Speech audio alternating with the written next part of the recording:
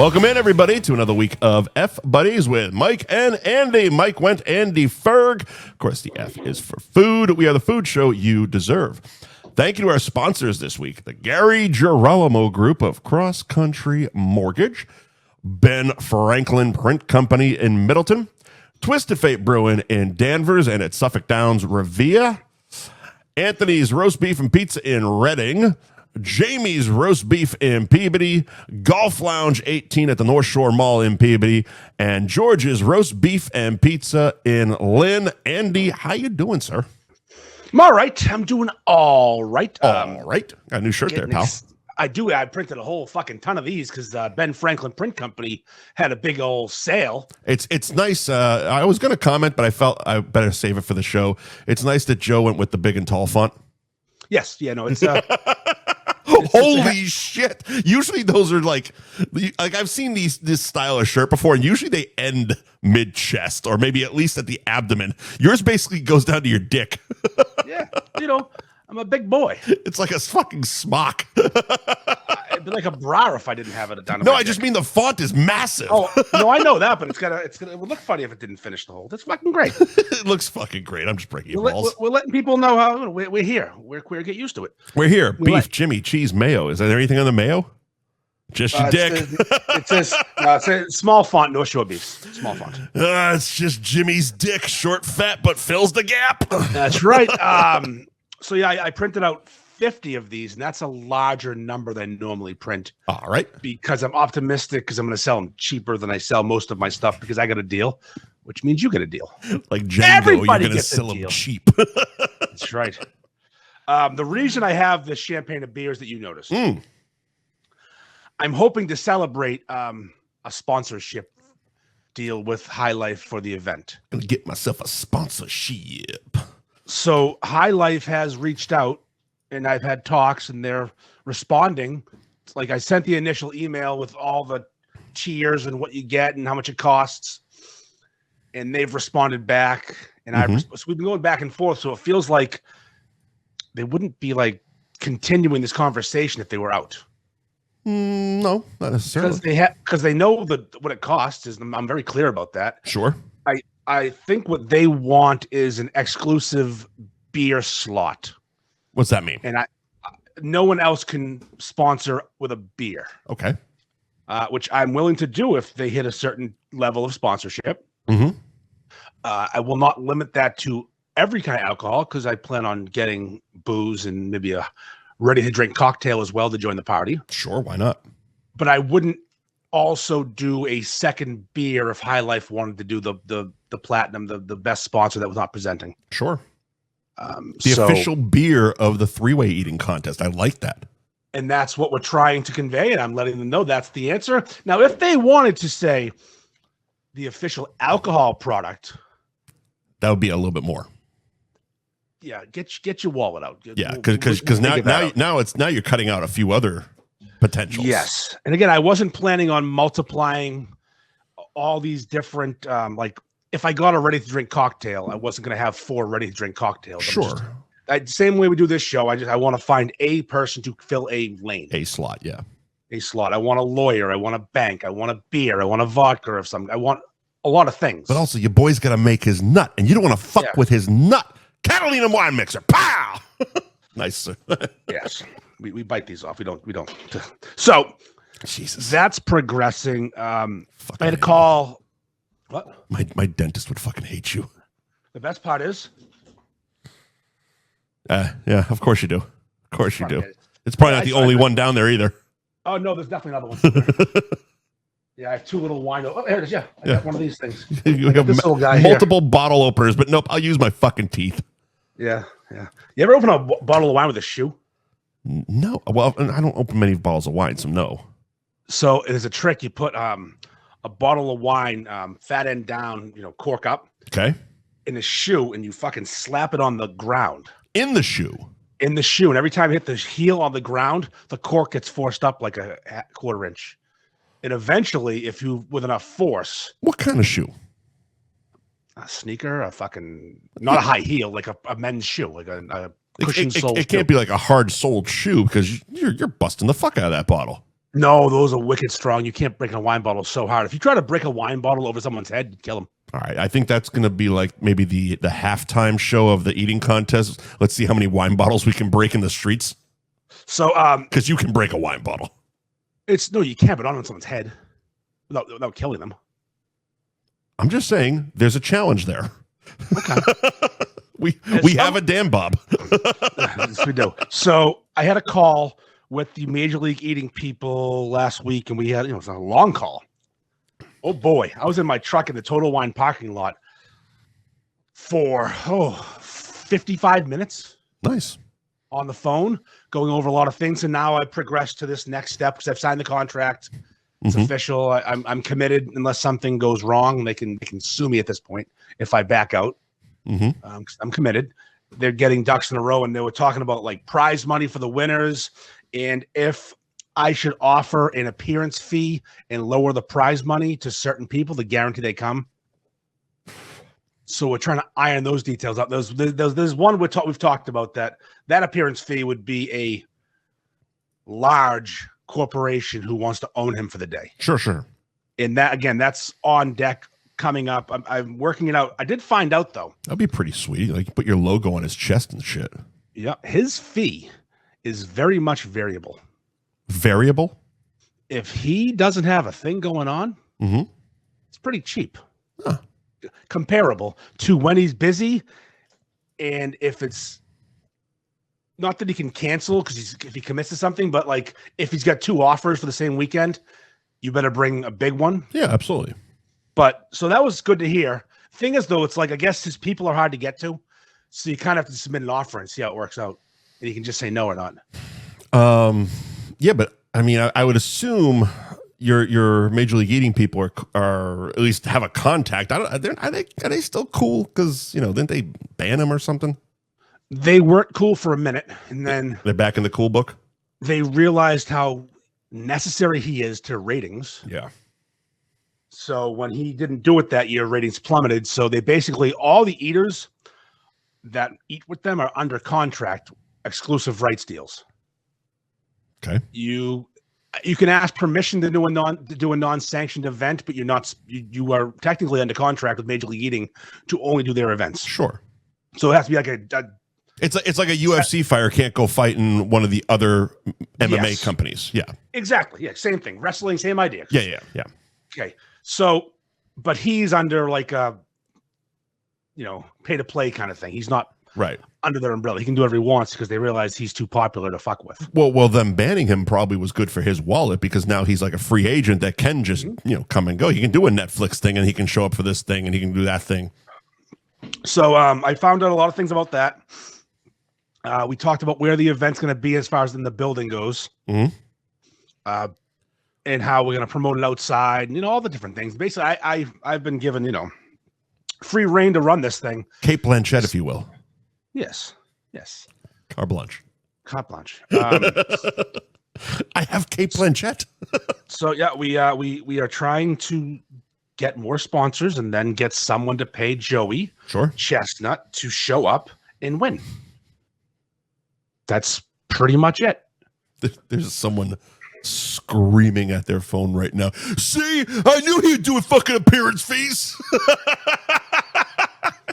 Not for you, stupid. Some people get appearance fees because they're good. Right. It's based on talent. So no, it's the ball's now moving. I've only gotten one no from a bank that just didn't have it in their budget, but that's not bad though, sir.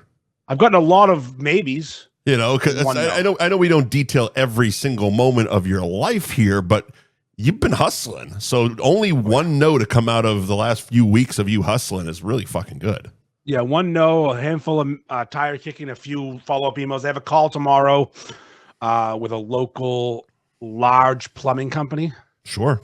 So I'm hoping it's kind of funny. I'm not going to disclose who they are just yet, but I try to get a car dealership that a friend of mine works at to be a car dealer sponsor because they own a few dealerships, and I want a car dealership, like a large Herb Chambers type deal. Yeah. It wasn't quite that level, but it was a car dealership. I wanted them to just, even if it was a smaller sponsorship, right? I want a dealership. that dealership had just spent a bunch of money having their HVAC stuff serviced and kind of lost a lot of their budget for extra shit. Right. That happens. The HVAC company salesman is another good friend of mine and the kid who works at the dealerships.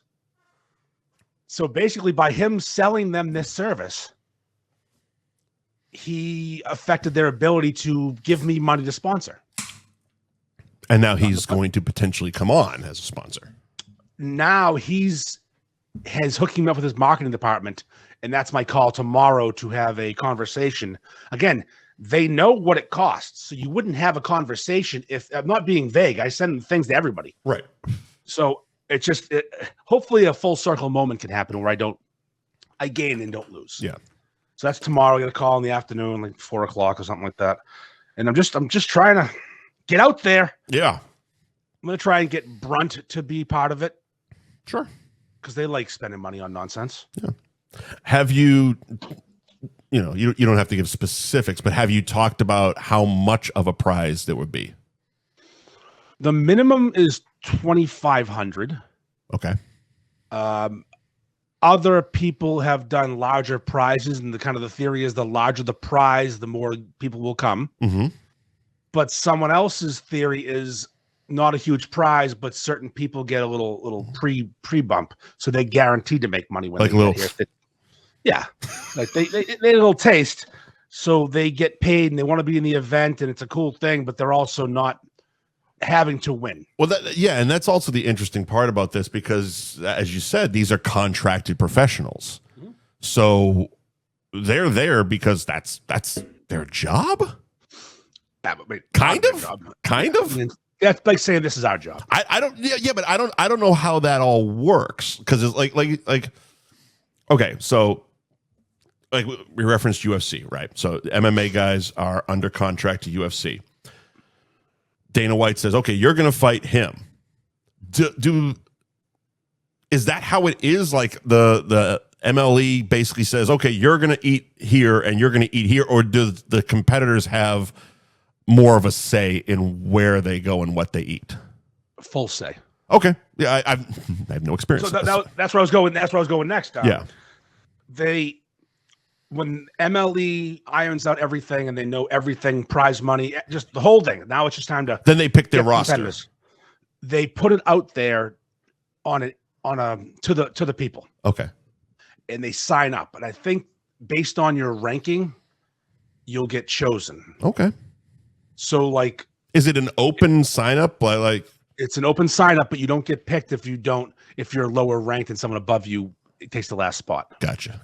So like, kid who just did a beef thing at Bella's, he came in second in the challenge. I didn't even think of that. Bella's has been doing a fucking challenge for a while. I bet a bunch of those fuckers are going to at least try to sign up. Also, this is why. Well, here's the problem. They're not officially ranked. I get it. Yeah. Yeah. So I asked about that. I said, listen, do I get some spots here? Yeah. At least one or two. I mean, I don't want half the place, but I do have people who have, who I want in. Like I want Dan Bob. Do you have a number of competitors? How many it's going to be, or are you still playing with that? I'm thinking 12, but there's a certain space situation. Is it up to you or them, or how's this all work? It's both. We have to figure out logistics and how many people can fit on a stage. Yeah. And if the stage is deep, we can go 2 rows. But you'd have to have risers then. Yep. So we're gonna do I've that. Done so some of this stuff, not all of it. I know. I have to go to Game On and measure. Yeah. And find the spot so we can figure out, because I want more competitors. Sure. 12 would be a good number for me. I'd like 10 pros and 2 amateurs. Yeah, that'd be good. And one of those amateurs is Dan Bob. Yeah. I don't care if he wins. He can't win. He's not going to win. He is a cherub. He's definitely going to lose his pants, but he's not going to win. Yeah. I remember the Be a Man event, the way he came on stage. Dude might hang dong, but Yeah.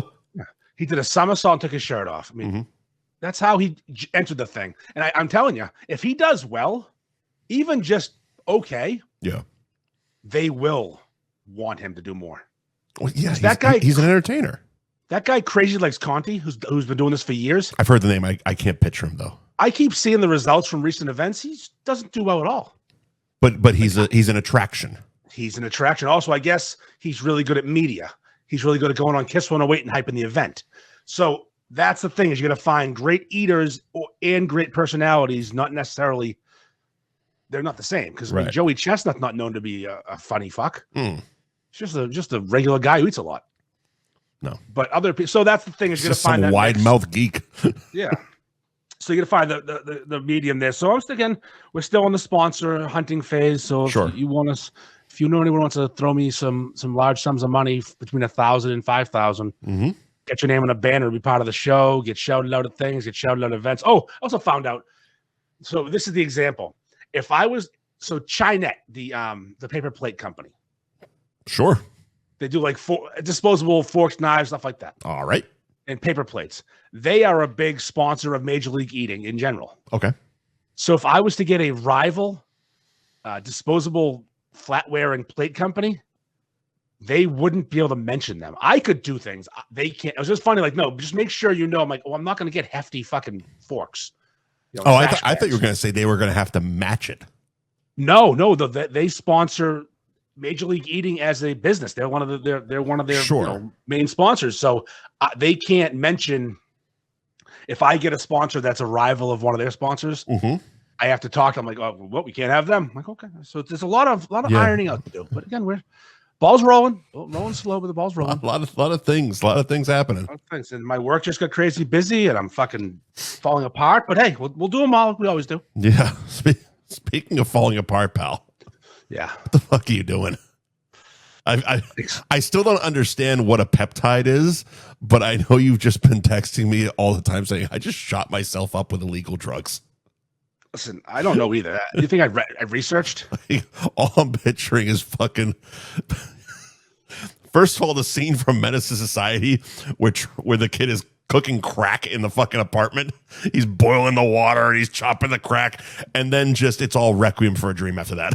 Yeah, including ass to ass. Here's the thing. I have I'm falling apart. We've talked about this. Yes. I have a new left hip. I'm getting a new right hip. Uh-huh. Of all those three things, the thing that bothers me most, so those two things. Those two, the thing that bothers me most beyond those two is my knee, my left knee. Because you had a shoulder thing too, right? Yeah, that's kind of it's hit or miss. It goes comes and goes. I don't know. Once in a while, you can play through that. I have no idea what I have. You know what? I bet you just got a stiff knee. You might want to stretch that shit out and play Game 7. Yeah, some knee stiffness, fucking pussy. We'll get to him. Pussy. We'll get to that pussy. I can't wait till it comes out that he's not a pussy, but for now he's a fucking pussy. Anyways, stiff knee. Shut up. We'll get to it. So there's these things that are becoming popular right now, called peptides. I don't know what they are. I know that in like those Ozempic and Wegovy, they're called GLP-1s. Sure. And the P stands for peptide. Okay. I don't know. So these might help your weight too. No, they will not, because they're different formulas. Ah, shit. So I am. I procured. Maybe have your buddy throw some speed in there. I can get all the things. So I have the guy that got me these things off the gray market, we'll call it. Sure. Not quite black, but it definitely ain't fucking white. I mean, I'm not going to a certified physician. You're not getting a prescription for these things. No, I'm paying cash money and getting. I love that now syringes. that he's on the straight and narrow. We don't mention his name. Well, not for this. I know. Yeah, but let's be honest. 2 years ago, he would have. Maybe. So he my friend Harambe. It's not code anymore, sir. I know, it doesn't matter. Listen, my buddy Harambe can get. He's like Leo Getz. Yeah, he's the Frank Reynolds. He's got a guy for everything. He's Harambe Getz, and if you can need, Leo can get it for you. And he, he's doing these things, and they worked for him. Fixed his shoulder. He's fucking skinny. The kid's doing great. Oh, so he had experience with this. Yes. Okay, I thought you Googled this shit and said, "Hey, pal, can you get this?" And he's like, "Yeah, no, I got a guy. Don't worry. You want anabolic steroids? True." I saw him at a family event, and him and my other cousin were there, and both looked like they lost a bunch of weight and looked really good. He looks great, by the way. I go, what the fuck are you two doing? And they told me, and I'm like, all right, I don't Just the thing that made your shoulder feel better. What's that? Yeah. And it's called the Wolverine stack. Not horrifying at all. And it's a peptide called BP157 and a separate peptide called TB500. Oh, so it's a TB12 method. I get it. Yes, okay, great. Yes. And the combination you of Tom Brady, and that snake oil salesman, whatever the fuck his name was. Alex Guerrero. There you go. So I went over my friend's house. Yep. With my newly bought bag of disposable syringes from Amazon. You are so making so many lists. And I learned how to mix the backwater. Backwater? I don't know. What's backwater? It's liquid that you put with the powder and shake it up. Shake it up. Shake it up. Bone dry. And then you take the little syringe, you jab it in the mixed up peptide. Little Scotty. What the fuck? I'm going to call a Scotty Farrell reference on this episode. Out of nowhere. Shake it up. Shake it up. So you take the little fucking syringe, you jab it in the fucking little vial you just shook up. Yep. Draw out a 10 cc fucking jab. Okay. Find a spot in your body that's what you do is you put on Dick Dale's Miserloo and just get fucking high and cruise on through Pulp Fiction. You either put it in your stomach for total body fixing. Okay. But if you have a specific issue, so you can isolate the area. You just want to put it in that general area because it's going to work harder there. How big is this syringe, by the way? Oh, the smallest. It's the Andy's dick of syringes. Okay. It is. So it's not like one of you're not actually putting it real deep on in there. No, it is a subcutaneous syringe. Don't know what that word means. Just needs to go deep enough to get through your skin. Just has to break the skin. Yeah, it's like, I don't know, 3/4 of an inch long, the thinnest fucking thing you've ever seen in your life. I mean, literally, it's the micro penis of fucking syringes. Fantastic. So, I forgot one day, but since Thursday, I've been jabbing myself with this mystery juice every night, and it's working. Did he teach you how to make the juice, or did he make enough juice that you'd have juice? He taught me how to make the juice. So you're wheezing the juice. I'm wheezing the juice. Don't wheeze the juice. I got the backwater. I got the fucking powder. I got it all. I'm ready to go. I'm gonna need some more information though, because it was quick. Tell me you can cook it on a spoon just for fun. I wish that'd be so cool. No, it's soluble. It dissolves. I don't know what that word means. I know. I'm using all the big words today. You suck right now. So so I've been stabbing myself in various parts of my leg near my knee. Yeah. And it's weird because this could be a coincidence due to weather and blah, blah, blah. I didn't lose any weight, but my fucking knee does not hurt nearly as much and sometimes doesn't hurt at all. The old lumbago stopped firing up too. I have not been pain-free in months. Oh, shit. And all of a sudden, I'm just fucking chilling. I can just walk now? I was dragging this knee. I'm assuming the wife knows you're doing this. Yeah, but she has no idea how it works. So she hasn't watched it happen. She has not seen me jab myself with some gray market liquids. No, she has not. What level of knowledge does Mrs. Ferg have about this? I'm on a peptide for my knee pain. So she thinks it could be a pill. She has no clue. She's never asked. It's a good woman right there. Don't ask. Don't ask. You don't want to know. I don't think she thinks she needs to know. I don't think it's like oh, Andy's doing a peptide. It's fine. I went to my doctor yesterday for my 6-month hip follow-up. Yeah. And he actually asked me, he goes, so you doing any injectables? I go, yeah, I just started the Wolverine stack. He goes, oh, how's that working? I go, so far so good. I'm alive and my knee feels better. He's like, oh, good. How did he know? I don't know. Something in your blood work definitely fucking told him. You were injecting shit. I didn't have blood work. I had nothing. Do you have markings on your knee? No, I think everyone's doing these things, and He just assumed. He's like, I'm not giving you any relief for this, so you have to be seeking, illicit methods. So I had hit him up. This appointment's been scheduled since the surgery. It's a 6-month. It's been scheduled for 6 months. Right. And I called last week and I said, hey, while we're asking questions and doing some tests here, and I'm going to see him anyways, and he's a surgeon, he knows about these things. I need a knee consult, and I want to get a cortisone shot. Cortisone shots. I've heard of that one. I know Jimmy Dix. Yeah, they're not good. They're good. They're temporary pain relief. They're good to get you back in the game. Yeah, but I guess they destroy everything around them. Well, yeah. So it's going to be bad. It's a steroid. Yes. So I think because I asked about a cortisone shot, he knew I was getting desperate. Mm-hmm. I'm like fucking itching. Get that cortisone shot, man. My fucking knee hurts, man. Take a Demerol because your fucking knees are shot. Oh, Demerol. You ever have Demerol? I never have, no. Oh, I have. Again, just deep diving into Jimmy Dix there. 1995, Demerol right in my fucking thigh. Holy shit. What a day. Was that when you fell down at Fenway? No, 95. That's when I snapped my elbow in half and I was in the hospital for 2 weeks. Right. Yeah, Demerol was the every 6 hours I'd wake up and just start pushing that button. Give me that sweet relief, baby. And my dad said, get him off that as soon as possible. My son's on heroin right now. Bet your ass I am. And look how it's come full circle. You're shooting it into your knee. What's funny is like morphine and heroin, you got to go right into your vein. Yeah. Demerol is not a intravenous. It's a stab in the fatty tissue. You just go to your thigh. It's fine. Right.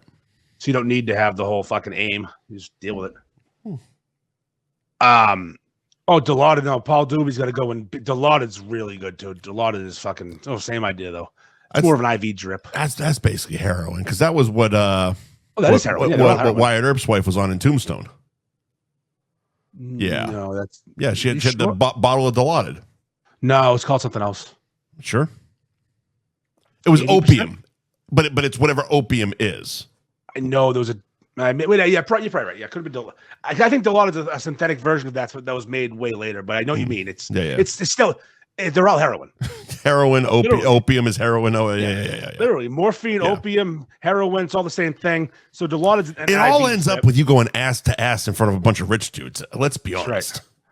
So yeah, Demerol's wonderful. Demerol's a hell of a drug. It really is. Holy shit! I have not been on that. I still think about those days. Oh shit! You can't even get that. It's not even a street drug anymore. You can't get that anymore. So I'm on this fucking things, and our Secretary of Health, RFK Jr. actually is team peptide. So that makes me feel all warm and fuzzy. You know, he's a doctor, right? He seems like a reasonable man. Did you see someone tweeted the other day? Has RFK thought of just coughing real hard? No, you sent it to me. I was fucking dying. I was dying laughing. Jesus Christ, that's so good, so good. So that's where I am on my health journey right now, trying to get myself to get back to run a marathon like the fat guy in Ted. That's Ted, right? Is that Ted? What's the movie? What's the movie? The fat guy runs the marathon, and that's my boy. That's my boy. Yeah. They didn't run a marathon. The fat guy. Yeah. No, that's my boy. He wins. He bets on the fatty guy. Yeah. Anyways, they beamed a bicyclist with a water balloon in Ted and said, "That's what you get for fucking exercising." And then full circle moment in Ted season 1 on Halloween, they threw eggs at cyclists. Yep. Kids for trick or treating and called them very bad words. That fucking that show is so fucking good. Mrs. Ferg, when I asked her the question about the name 4 shows you wish our last week's Rushmore, Ted was on her list. It's fantastic. It's unfortunate that apparently, according to Seth MacFarlane, it costs too much money, so they're done. Well, I don't think Peacock's fucking dumping out zillions of dollars, and they got to pay real actors. It's easier to make a cartoon. It's also true. Yeah, I mean, they just fucking rinse and repeat, especially how it's all digitized now. Not some asshole finding out that it was Seth MacFarlane doing Bill Clinton and they AI'd the face on was fucking bonkers to me.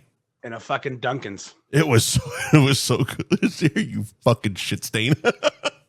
That show, I have watched season 1 and 2 of that show twice, and I don't do that. Dog's vagina. That's what it was. Listen here, you fucking dog's vagina. in a fucking perfect Clinton. Show's so fucking good. It really is. I am now on a health journey of getting. So you're a drug addict. Welcome to the club. I'm stabbing myself nightly, going to a stabbing cabin, aka my basement. Here's the thing: I have to find an excuse. I got to find an excuse every night to come down here. Why don't you just go to the bathroom like a normal person? Wait, I leave my syringes out? Yeah, man. Get an industrial make a real scene. Make them real worried. I got an industrial sized fucking bag of disposable syringes. Oh my God. And I have to mix chemicals. It's a whole process. I do it in the basement. Your family's going to be so concerned. No one else comes down here. Someday, It's wonderful. Mrs. Ferg is going to just find a bag of used syringes and just flip out. It's gonna be. They're subcutaneous. Relax. Okay, they're not even What? Subcutaneous. What's that mean? They just break the skin. They're barely under the skin. Yeah, but they're still syringes. Soft tissue. You're still using them. Tissue. I was like, I didn't want to tell you I had diabetes. Are you hiding them like your DoorDash? No, if someone comes down in the basement, it's not hard to find. We just look around. I mean, literally, there's a fucking Amazon bag. There's the purple bags, the T-shirts. Oh fuck, there's a bag of syringes. What are we doing here? Literally, and I have to keep the product in the fridge. Mm-hmm. It's got to stay cold. Of course it does. Once you mix the compound. Of course it does. So, it's a process. And every night I got to come down to this basement and find an excuse. And you know what she thinks I'm doing, though? That's the best part.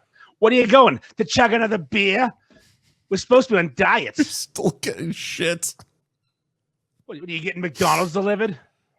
Yeah, to the basement. If I could, I would.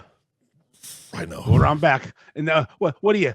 Earlier, she said tonight, I bet you he wouldn't take the longest road from his wife when he's playing Catan. That fucking argument from 2 weeks ago where she screamed at me because I beat her in a game. Oh, God. She brought it up tonight. Jesus Christ. Like, she brings up buttercream frosting from our wedding. I 21 years. And she's wonderful almost all the time, but she's really good at bringing weird shit up. There's just moments. It doesn't happen every day, but there are just moments like this where I'm just like, God, I do not miss being in a relationship. Holy shit. I didn't want to get married in a church, and you knew that. I didn't choose the fucking church. Your mother did. That fucking years of marriage. That scene from Zack and Mary where Craig Robinson's like, I met my wife in kindergarten. She's the queen of my world. If you could do it all over again, I would live alone and jerk off. See? She is the bane of my existence. In 15 days, I will be reminded, because my anniversary is coming up, that she didn't want to get married in a church and she didn't want buttercream frosting. How many years? 21. God damn, sir. God damn. Going to South Carolina. South Kakalaki. 21 years, motherfucker. My marriage can drink this year. Jesus Christ. 2005. 21, 2005. God damn, sir. Met her in 02, married in 05. Fucking see you later. Been with her for almost 24 years, 23 and a half at this point, yeah. It's a long time to know somebody. You know what's funny, though? Get this, we have this, weird discussion about when we started dating and if I was dating somebody else. Mm-hmm. And I'm really good at remembering weird shit. Mm-hmm. And her and I hung out on Halloween that year. And the previous Saturday was the second time we hung out. Okay. And the Saturday before that was the first time we hung out. Mm-hmm. And I went to dinner with my ex-girlfriend the Thursday before that. Mm-hmm. And we made out a bit. You and your girlfriend, or you and your wife? My ex-girlfriend, who I was already broken up with. Uh-huh. She wanted to take me out to dinner for my birthday. We weren't doing it. We just kind of still chatted. And so my wife's like, you were dating her at the same time we dated me. I said, no. Here's the math. I got fucking math. I got receipts. I got dates. I pull calendars out sometimes. When you're making this argument, do you punctuate with your wedding ring like you just did? Yeah. Look at this fucking thing, huh? Holy you want this fucking shit. thing back of your fucking hand? Cut my fucking finger off.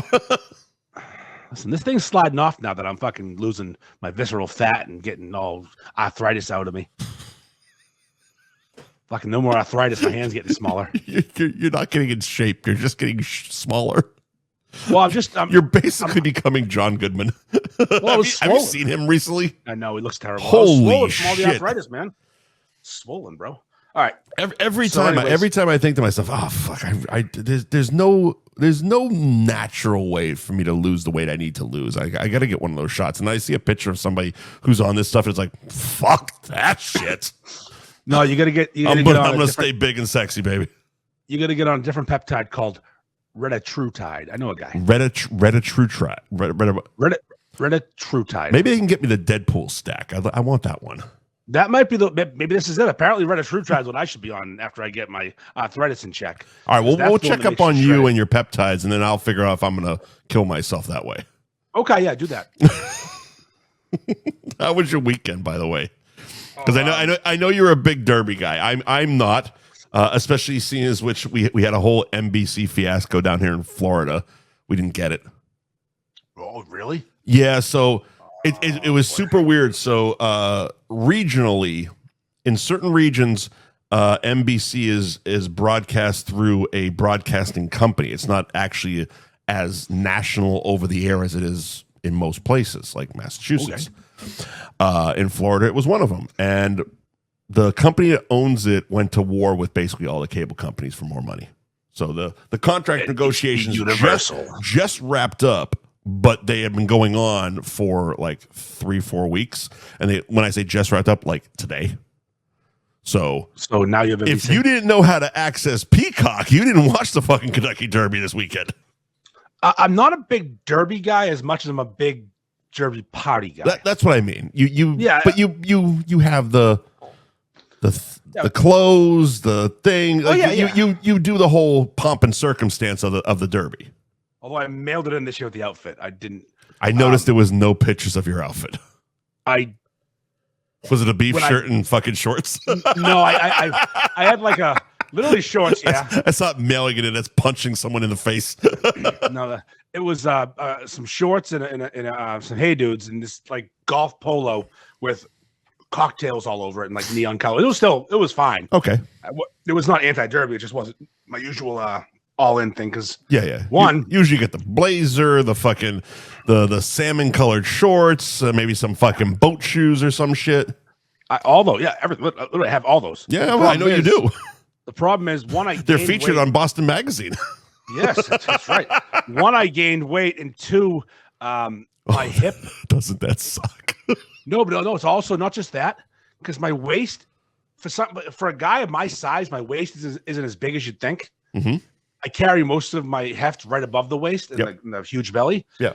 So like I wear a size 36 waist. I know that doesn't make sense for someone my size. That doesn't make sense at all. It fits great, and I have no ass. You know I have no ass. Yeah. We've all seen those pictures. So my left hip is bigger than it used to be because it's new. And my right hip is swollen, so I can't get fucking clothes over my hips. So the hip you had replaced is still fucking swollen? It's just bigger. I think it's just bigger. It's be bigger forever. And the one I'm getting replaced is swollen. So like a 36, 24, 36 fucking black chick. Mm-hmm. I can't wear. Only if she 5'3". That's right. So I had to go up to a 38 to accommodate my fucking hips, my childbearing hips. So now I don't have the same options. Childbearing, your fucking RoboCop hips over here. I know.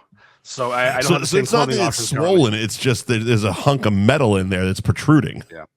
Yeah. There. And also, I'm just putting your one of your Derby Day pictures up there.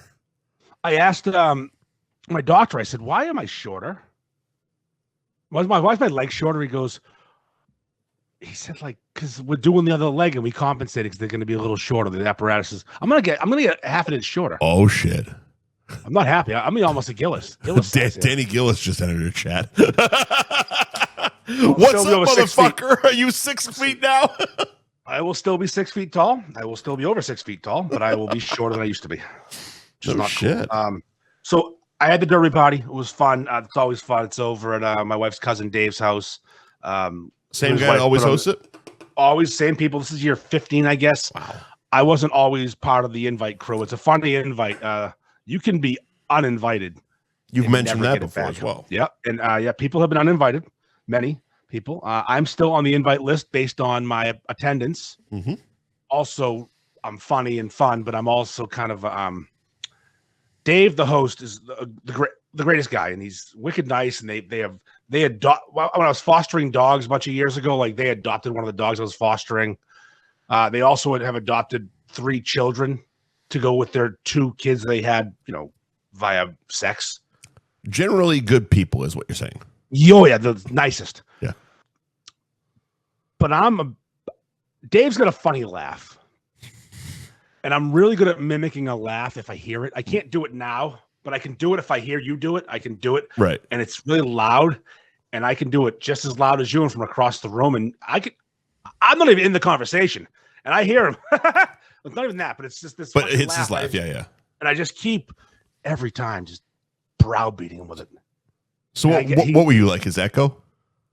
Oh yeah. Every time he laughed, he'd laugh, and across the room you hear it coming back at him. And he's a great person to tell a joke to because he laughs at a lot of things. Sure. He really, he's a confidence booster. We'll call him. Sure. But you tell a joke, Dave is going to legit laugh at that joke. It won't be no, it's a whole thing. So my wife's like, stop it. I'm like, he's fine. I walk over. He's like, you being a fucking prick. I'm like, yeah. He said it to you? Yeah. Well, I was being a prick. Yeah, he but wasn't actually, serious. okay. He wasn't mad. Oh, okay. Yeah, it was like, you fucking prick. You jabbed me in the ribs. You fucking prick. So now here's the thing, though. He has a Keurig type drink maker. You sent me that, I believe, last year. One of the coolest fucking things I've ever seen in my life. And my aunt definitely, I think, bought one.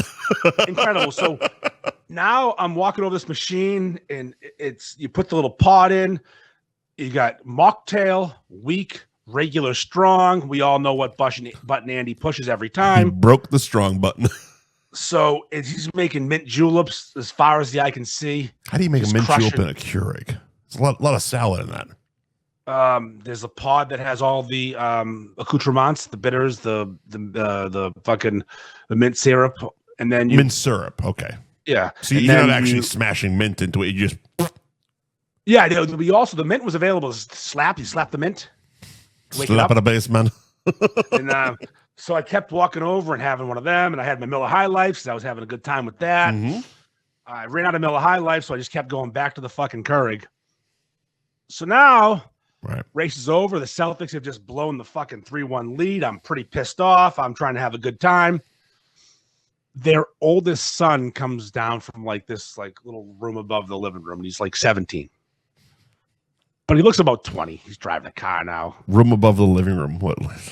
His bedroom? It's weird, little loft space with all the kids' stuff up there, like video games and everything. When the kids were younger, it was like a cool place to hang for them. When they were still be near the parents, so they weren't alone, but they were also right there.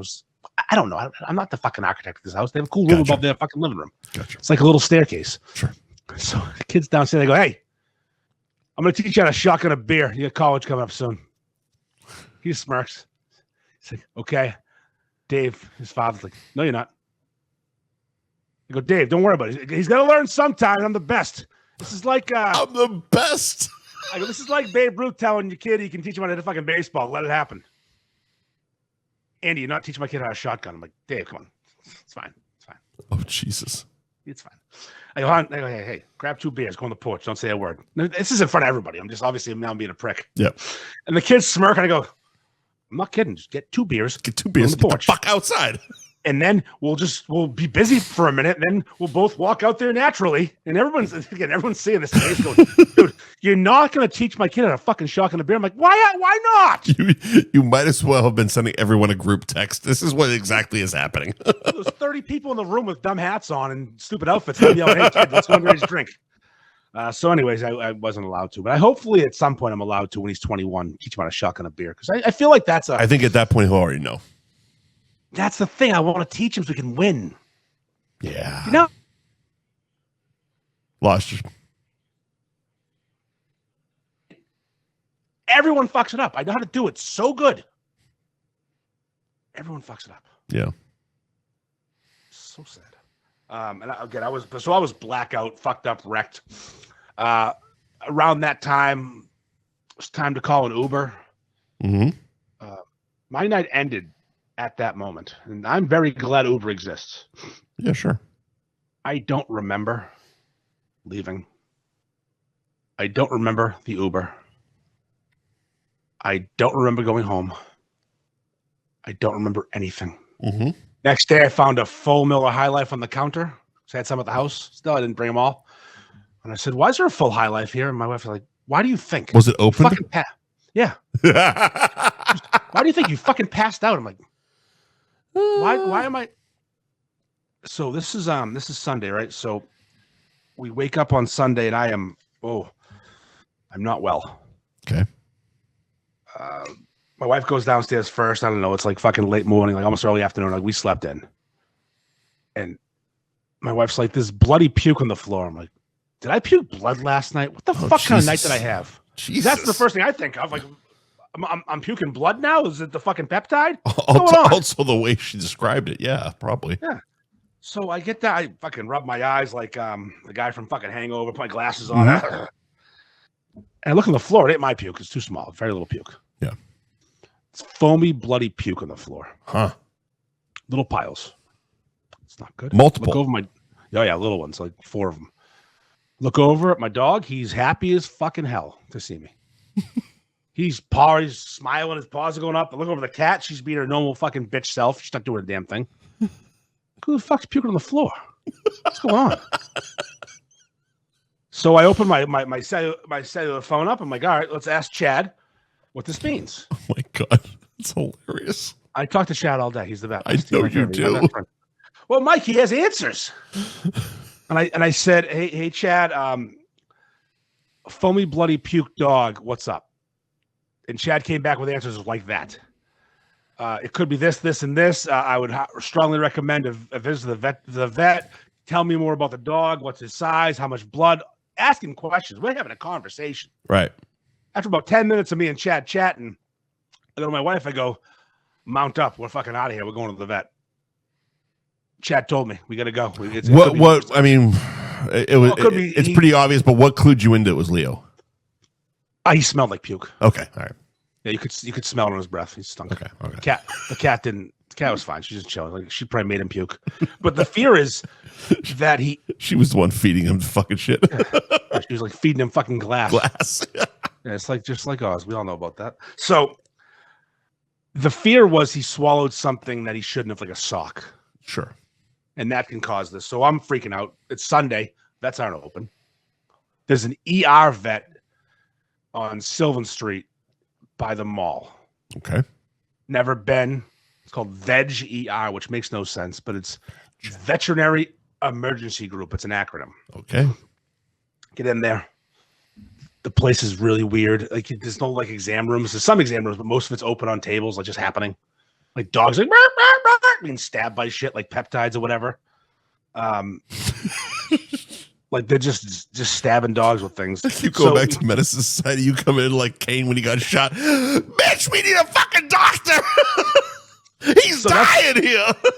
So they sit us on a couch number 2. Yeah. Because they had numbers. Triage, couch number 2. So we said, we sat there for a couple hours waiting. They checked his vitals, make sure he wasn't dying. We were all loaded up. Yeah. Fucking, they do an ultrasound on the fucking table in the middle of this fucking room with 50 people in it. People walking around folding towels. Do all this fucking blood work for the poor guy. We were there for 3 hours. Jesus Christ. This motherfucker didn't swallow anything. My wife likes to give him human food. As you do. Oftentimes he gets eggs, an egg for dinner, not a full egg, but half an egg with some vegetables mixed in it. He was a half an egg. Okay. He gets, we'll go to dinner. She will get salmon. She will keep a piece aside, a small piece for him because he loves it. Okay. Does he love it? Oh, yeah, he loves or does it. she think he loves it? No, he fucking loses his mind over it. Okay. He does have a wet food. We give him a dry food that she pays so much money for. Because she puts olive oil in everything she cooks for him because she wants to have a shiny coat. Mm-hmm. This motherfucker has pancreatitis. From olive oil? From consuming too much fatty food because dogs aren't supposed to eat that much human food and fat. Gotta ask, because I know he's your late night buddy. Yeah. Has he dipped into? You watch your mouth right now. No, don't even say. Has he dipped into the dash? I don't often give him any. It's been a while. Okay, just gotta ask. Just gotta throw that one in there because you know that it's more of the lady. Because I know you get the nuggies. Yeah, no. It's the smallest amount, and it's been months since he's had any. Sure. Okay. So I'm not. So it's the olive oil. I don't know. It could just be genetics or shit luck, or the food we feed him has so much fat in it, or we also got him this fucking really big rawhide stick he's been dragging around for about 2 weeks that he gnawed through and it took forever. It was like a hard bone to eat. So your mother would hate it. Very good. Yep. So that could be a thing because he hasn't had anything different in his diet until this thing. This thing could be full of salt and fat because he drinks a lot of water. We don't know. Sure. But anyways, he's on like 17 medications right now. So Like Sunday sucks. Since Sunday? Oh yeah, they gave us a bunch of things different. He's on gabapentin for pain. He's on fucking all these different. Isn't it fucking crazy? Like you just said 17 medications. I'm sure you might be exaggerating. I hope you're fucking exaggerating. It's 5. But like fucking Christ, isn't there one pill you can figure out to fix this? No, you know what the best part is, Mike? What did my visit for my dog's tummy ache on Sunday cost me? Ooh, I'm gonna go. Let's see. Five medications and a visit. Just one visit, right? Just one visit, yeah. And we had a little ultrasound work done and some blood work done. That was all the medical care plus the medications. No surgeries, no. I'm gonna go a cool 25 hundo. No, pretty good. 1,051. Okay, all right. 1,051, and there was a big-titted brunette walking around to get a look at. So so at least you got that. Yeah, okay. They had free Diet Coke in the fridge and a big-titted brunette. At least they got some fucking entertainment over here. She was walking; those things were going. That bra don't fit. Or does it?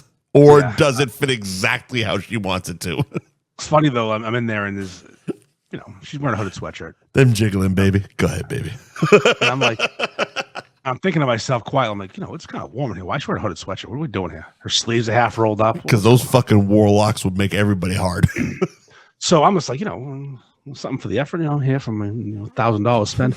And then, out of nowhere, it's like I was like fucking talking to God himself. That sweatshirt came off and Andy started pulling out the ones. just a t-shirt, but it was ill-fitting. It was snug. Or was it? All right, so before the Derby party on Saturday, I went to an event. Mm-hmm. And this is going to bleed into a couple different things. Sure. An event at Brunt, the shoe brand, the work boot brand that I've done the event with and have a relationship with. They have opened a retail store. Okay. Whereabouts? North Reading, near their manufacturing. Well, their warehouse. I don't know if they manufacture there or not, but sure. So, North Reading, not far, Sure. And they had a couple special guests that were going to be there. And I was probably going to go anyways. Were you one of them? No. You fucking should have been. I'm not, I would assume that beef video did fucking better than most of their fucking social media. It did, but I don't have 1.4 million followers, nor do I have Super Bowl rings. Yet, sir. Oh, yes. Okay. Well, one of those things you might get. Yes. The other one you could buy. So they had two special guests. They actually had a lot of people that went to that have huge followings that I didn't even see, but like were there. Like there's this guy that does like these building tutorials and tool tutorials that are in my algorithm, next to midgets and stuff.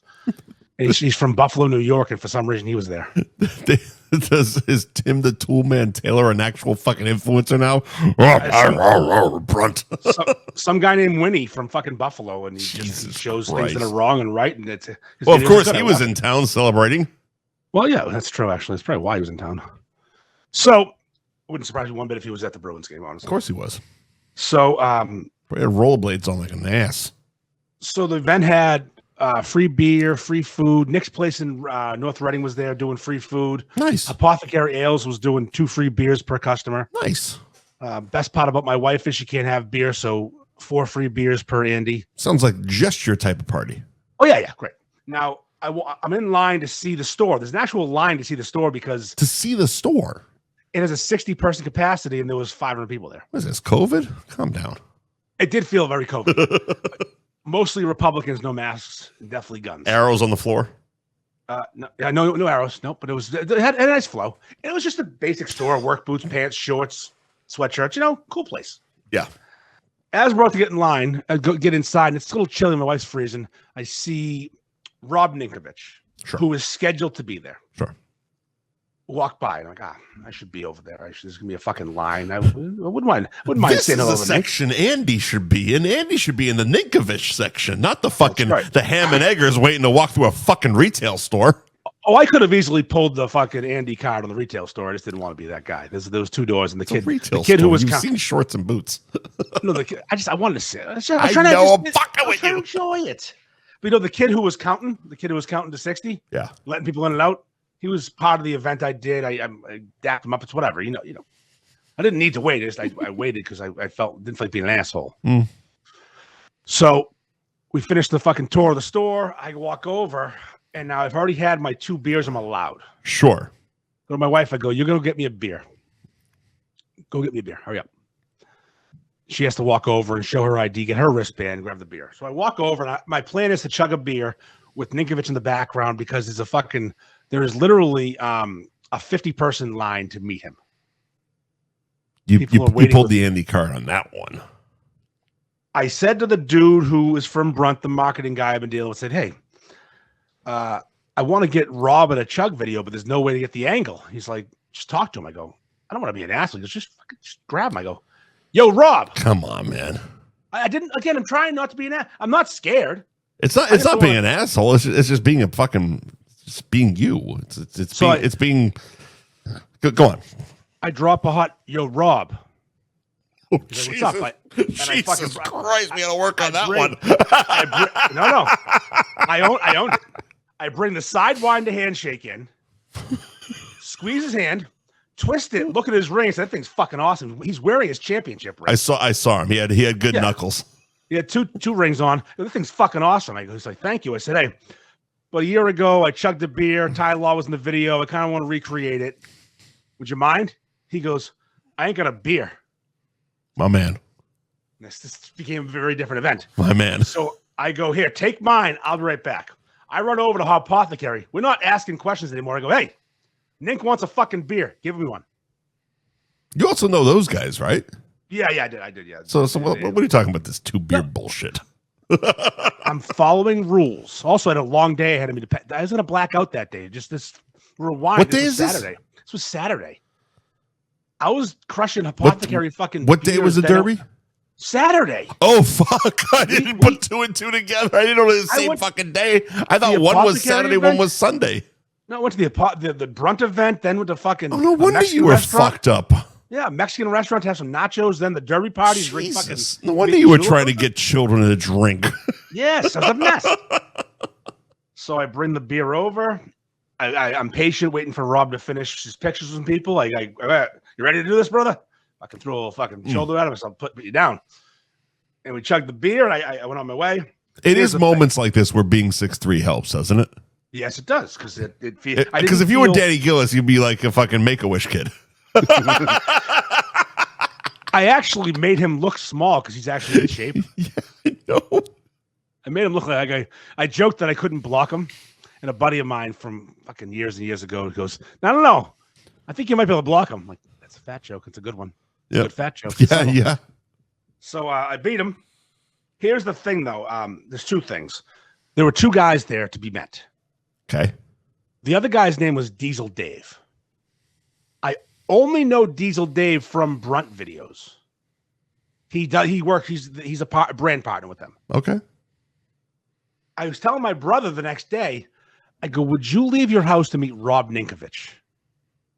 He goes, no, because he's not that guy. He likes but he's not the type of person. I go, it was weird though, because this line to this event to meet Rob Ninkovich, and people were waiting in line for his autograph. And I like Nink. I'm a fan, but I would never do that.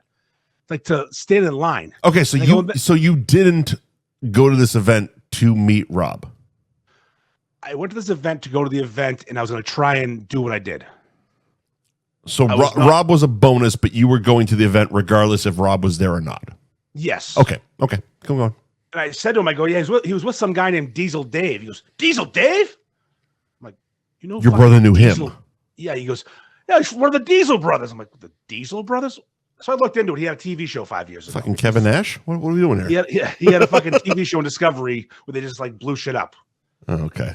So, all right. My wife stayed at least 50 feet away from this whole situation. Who filmed it? The Brunt guy. Oh, good. Yeah. I'm assuming he was a tall man because the angle was right. Yes. Yeah, he's like 6'4". Yeah, exactly. He's like 6'4". Yeah. Mrs. Ferg would have fucked you on the angle. That's true. You're right. That's a fact. He's a tall dude. So my wife stayed pretty far away, and it was weirdly far away. Didn't even watch this whole shenanigan go down. You could see it from 50 feet away, but didn't come close. And I'm like, why would she be? She wouldn't be embarrassed by this. This is Rob Ninkovich. She's a huge Patriots fan. This is also Andy Ferg. What are we doing She here? also, some of my shenanigans are like, ugh. Yeah, but this wasn't bad. No, I'm hanging with a fucking Super Bowl champion. I'm doing my thing. I'm being, everything's cool. So we talked on the way there about like, could she meet certain people? And like, Rob Ninkovich is on the list of people she can't meet. She can't be around celebrities. She was starstruck. But it's Rob Ninkovich. No, I'm asking. Yes, like literally, like I get Brady, Gronkowski, Edelman, like, but this is like a defensive end for 5 or 6 years that was pretty good. Yeah. I mean, I was a fan, partially because of his name. Me and my buddy. This is a one-time pizza judge on Wicked Bites. Yes, exactly. It's not. It ain't Sitting next Brady. to me and Andrewsy. What the fuck are we doing here? She's met me plenty of times. So what's funny is the reason I'm a fan of Nink more than anything, besides he was a good player, I liked him. But me and my buddy Timmy text each other every Patriots game, the entire game. Okay. And Nink was an easy 4-letter thing to text. Like it would just be like Nink because he did something cool. It's also a dangerous thing when you're drunk. It is. Don't voice text that one. Nope. So the sheriff was. So apparently she can't meet famous people. The only famous person she's ever met in her life that she claims she embarrassed herself in front of and won't ever do it again was Dan Aykroyd. Interesting. She met her in Martha's Vineyard. He bought her a leather jacket. She was with her mom. She was a fucking 16-year-old with her mom, and he bought her a leather jacket and like made some jokes about it and like half-assed dance with her, like and then she's like, it was the coolest experience ever. I said, well, why wouldn't you want to like? She couldn't have met Ty Law when he got the beef. Couldn't handle it. Was she there? Nope. She was supposed to be. But she knew you were going specifically to meet him. Yes. It was just like, is Mrs. Ferg a giant Patriots fan? Because it's definitely sounding that way. Like it's so far we have 2 Patriots she cannot be around. Anybody famous she can't. Apparently she can't be around famous people. Interesting. And she said to me, is there a person that my ego just went down a lot? Well, she knows you from a different thing. I know. Fuck no, me. but and I said to her, I go. She said, like, is there a limit to how famous someone could be that you couldn't meet? I said, no. I go, I don't think there's any person I couldn't shake the hand of. And she started listing names. She goes, Tom Brady. I said, no problem. Easy. I would thank him for all the years of greatness. She was Bill Murray. I said, I would love to meet Bill Murray. The fucking greatest day of my life. He's my comedian idol. Like Bill Burr. Yeah, done. Yeah. She was Barack Obama. I said, a president? Fuck yeah. I'd fucking throw him a bro hug. Let's go. Bring him in. Now, so 2-part question for you. Is there a person in the world that you couldn't meet? And second part is there a low bar where you wouldn't, if they were convenient to you, you could go meet them, but you wouldn't show up because you don't care? I know it's a tough question because it's very wide, but like, is there like there a level of the first one's no. Okay. No. There's nobody I could not meet. They're all human. And be normal with.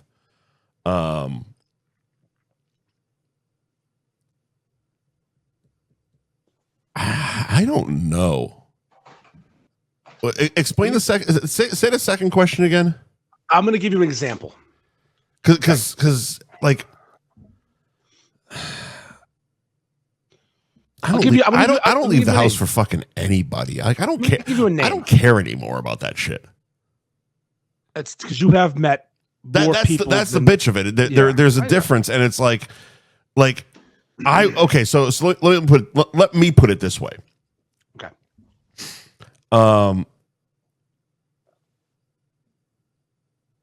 If I see somebody famous is doing an appearance in a drivable vicinity of me, I'm not leaving the house. Okay, that's fair. if I know the person who is hosting that appearance, I might leave the house. Example. Mark Wahlberg came down to promote his tequila. He was in Delray. Yep. I had no contacts at the restaurant he was at. I'm not leaving the house for that shit.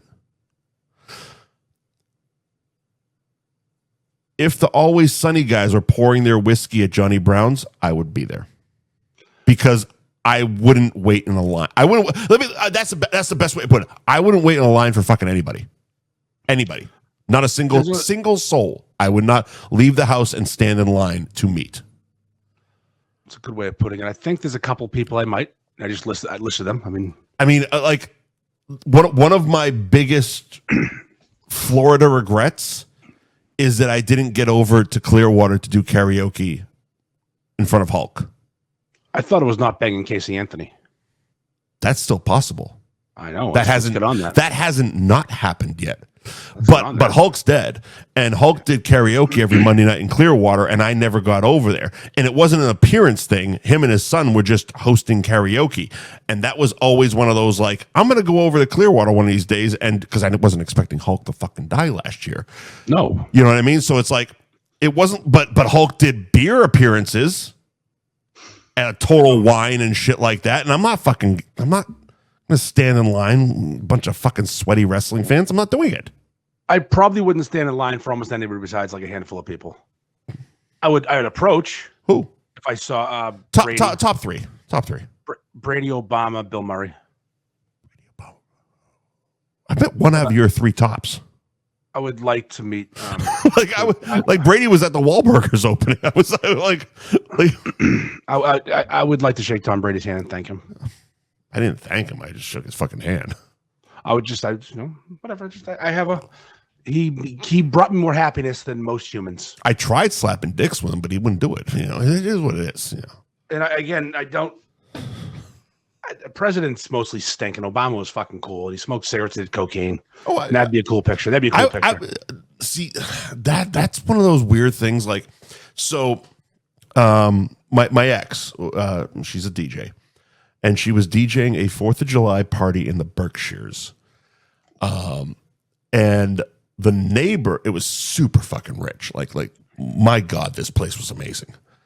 And it was their home. And one of the guests who just wandered in and started dancing was Deval Patrick. Exactly. That's the reaction I got on social media. I had met him when I was doing Carson and Kennedy. He came in and did the show. Fine. Great. We weren't expecting him to be there. I was, just hanging out with her, drinking free booze and fucking hanging out and dancing and fucking shit. And all of a sudden he came in and I'm like, oh, awesome. One of the coolest fucking moments is standing behind her DJ booth watching Deval Patrick and his fucking wife dance to fucking Atomic Dog. It was the fucking coolest fucking thing. And then we took a picture. I posted the picture on social media. Hey, this is what 4th of July party. And you political douchebags were like, it's like, it was a fun day. I don't know. I don't give a fuck. I don't think I wouldn't give you shit for it. It's fine. But I probably wouldn't have myself taking a picture with Deval Patrick, but I don't like him. Personally or politically? Both. I think he's a douchebag. He wasn't a douchebag. He actually wasn't. He was He was actually a fucking cool motherfucker, and it was not a douchebag. I don't know politically wise because I don't pay attention. As a political person, okay, he's a douchebag. All right. Not a fan. It's funny though. Is like I just said I'd take a picture of Obama because I don't find him to be a douchebag, but like. I wish I had the picture readily available because I am so drunk. My shirt is unbuttoned damn near to my navel. He's wearing a weird fucking V-neck orange sweater. It's a mess of a drunken photo. But like, it's better. It's better that way. It's not like it's fucking wearing suits and like. Exactly. It wasn't like I was meeting Deval Patrick. He happened to be at the same fucking party I was at, and we took a picture, and I posted the picture, and it's like there was nothing political about this fucking picture. I took a picture hammer drunk next to a hammer drunk guy at a 4th of July party at a rich fucker's house. He's not so divisive that you should have gotten responses. He's still in office at the time. It's fine. He's the governor of Yeah. a fucking little bitch ass state. Yeah. He wasn't that fucking bad. But it's one of those things that like you almost can't anymore, like especially with political people, like certain ones, yeah. Almost any, because there's, everybody has their own fucking opinions, but it's like if you posted a picture of Bill Clinton, Epstein Island, there you go. You knew where I'm going. Hillary. Imagine if you posted a picture with Donald Trump. Oh, he's fucking Epstein Island. He's fucking starting wars. Biden, you're not getting. I'm telling you, if you're gonna post a picture with a living president right now, Obama's your only hope to not catch so much shit because he was at least kind of cool. Unless you have a bunch of MAGA people on your fucking friends group. I don't fucking pay attention to these idiots. Yeah, I probably have both. But that's just it. You don't pay attention to them. I'm just curious. But they're there. I know of some people that would have opinions. Would they have the balls to attack that picture if I posted it? As you know, Mike, Andy likes to respond. I don't think so. When it comes to politics, I don't think people give a shit. I think here's the thing. If someone on social media is going to respond to a photo politically, especially in let's say it's a similar situation, you didn't go to meet Obama. You just happen to be here. Obama's there. It's the Step Brothers thing. You're not going to get Randy Jackson to sign your samurai sword. So it's like you're not going to get a picture of fucking Obama if you just happen to run into him, and you're not going to post that fucking picture. So if someone is so deranged that they're going to fucking get political over that fucking picture and dump in the comics, they want you to respond. My response they're welcoming that it's response. Your sad existence and things of that nature. But they're welcoming that. They want that because they don't give a fuck actually about your response. They don't give a fuck about your picture. They just want to spew their rhetoric because they're a sad motherfucker who can't get an erection and punches himself in the face every fucking night. That's a fact, actually. That's pretty good. There you go. All right. How was your week? So that was your weekend? That's my weekend. Yeah, that's my weekend. I had a good one. I had a terrible fucking week. I had a good weekend and a bad weekend. It was rough. The Ninkovich thing was fucking cool though, and Jesus Christ, it's always one of those things like when you see championship rings online, it's like, oh, that's a bit ostentatious, that's a bit big, that's a bit, and then you see them on someone's hand, it's like, Jesus Christ, those things are fucking massive. How does he even keep them on a hand? A hand like his, it's not like he's a kicker. He's 6'4", 250. And then you see guys like fucking Brady or Belichick show up to events wearing all of them, doing the fucking and it's like, dude, aren't your arms sore? Jesus Christ, that's a workout. Yeah, no kidding. That's also how many millions of dollars in diamonds on your fucking knuckles. Insane. Well, the thing about this town right now though is we're in no danger of getting any more of those rings anytime soon. The Boston town. Boston, yeah. We're not going to be getting any championships anytime soon. I like where you're going. I appreciate the segue. It was a smooth one, but we got to do ads. Okay, I'll do ads, sure. I got to piss. All right. Gary, speaking of cock rings and many heavy ones, Gary Girolamo Group of Cross Country Mortgage. As you know, Gary, the head of the group, loves a cock ring, and he actually has paid for a replica Patriots Super Bowl ring to be made of rubber and fit around the base of his dick. If you don't know about cock rings, what they do is they concentrate the blood flow to the shaft, the head of your dick, by limiting its ability to leave. So you actually have a longer and more satisfying erection. And speaking of longer and satisfying, a 30-year mortgage with Gary is a great idea right now. You can buy a house, get a 30-year mortgage, a long and satisfying 30-year mortgage. You know, and the rates are dropping a bit. Actually, it's kind of crazy. Rates are dropping. The lowest they've been in like 2 years right now. So now's a great time to buy a house, and also a great time to refinance a house if you bought a house in the past couple of years. And Gary Girolamo Group of Cross Country Mortgage can help do both those things. He can also give you cock ring recommendations. He knows the best brands, best materials. I think a thick latex rubber studded for her pleasure, of course, but not real diamonds because that'll cut her open. You don't want that. We don't want to be cutting women open with our cock rings, but maybe replica. Some paint. So give it a whatever. You figure it out. At Buy and Refi on Instagram. Buy and Refi with Gary.com. The Gary Girolamo group of cross country mortgage specialist, refinance specialist, cock ring specialist. Speaking of fucking specialists, Ben Franklin Print Company in Middleton is the specialist you need. Joe's a bit special. He specializes in things. He can probably wrap a cock ring for you with Gary Girolamo's logo. He'd have to use smaller tools because Gary does not have a very thick penis, but he can work it out. But Joe can wrap your truck, wrap your cock ring, wrap your fucking house, wrap your surfboard, wrap your casket. He can do anything. This shirt, of course. Yep. This was part of the deal that Joe was offering. 50 next level cotton, which is the good shit that I get. It's that good shit. Not that Gildan bullshit. You can $9 per shirt plus some fees. There's some fees involved, of course. Still going on? Yeah, $9 per shirt. But he's waiving screen printing fee, the screen fees, waiving a lot of the fees. Shit happens. 50 shirts, $9 each, one color. Well, I guess it's two colors, but sometimes one color is two colors. It's a whole thing. Ask some questions because if you want a bright white, it counts as two colors. A bright white is two colors, eh? Because they layer. I'm not an expert, but this shirt cost me $9 per to print. I got 50 of them. And I'm going to be offering them to people at at a good discount. I'll still get a taste. Daddy gets a taste. Sure. But it won't be as much as my normal shirt because I didn't pay as much as this. Gotcha. For this as I usually do. So anyways, $9 a shirt, 50 shirts, Ben Franklin Print Company. Is that 50 hoodie thing? Is that what you're talking about? I'm looking at his Instagram right now. There's a 50 hoodie. There's a 50 Gildan hoodie, lightweight. There's a whole thing. Let me see here. So go to at Ben Franklin _Printco on Instagram. Check out the new sale. Yeah. Disregard the weird marketing posts about Cinco de Mayo. Literally. Just scroll right past that.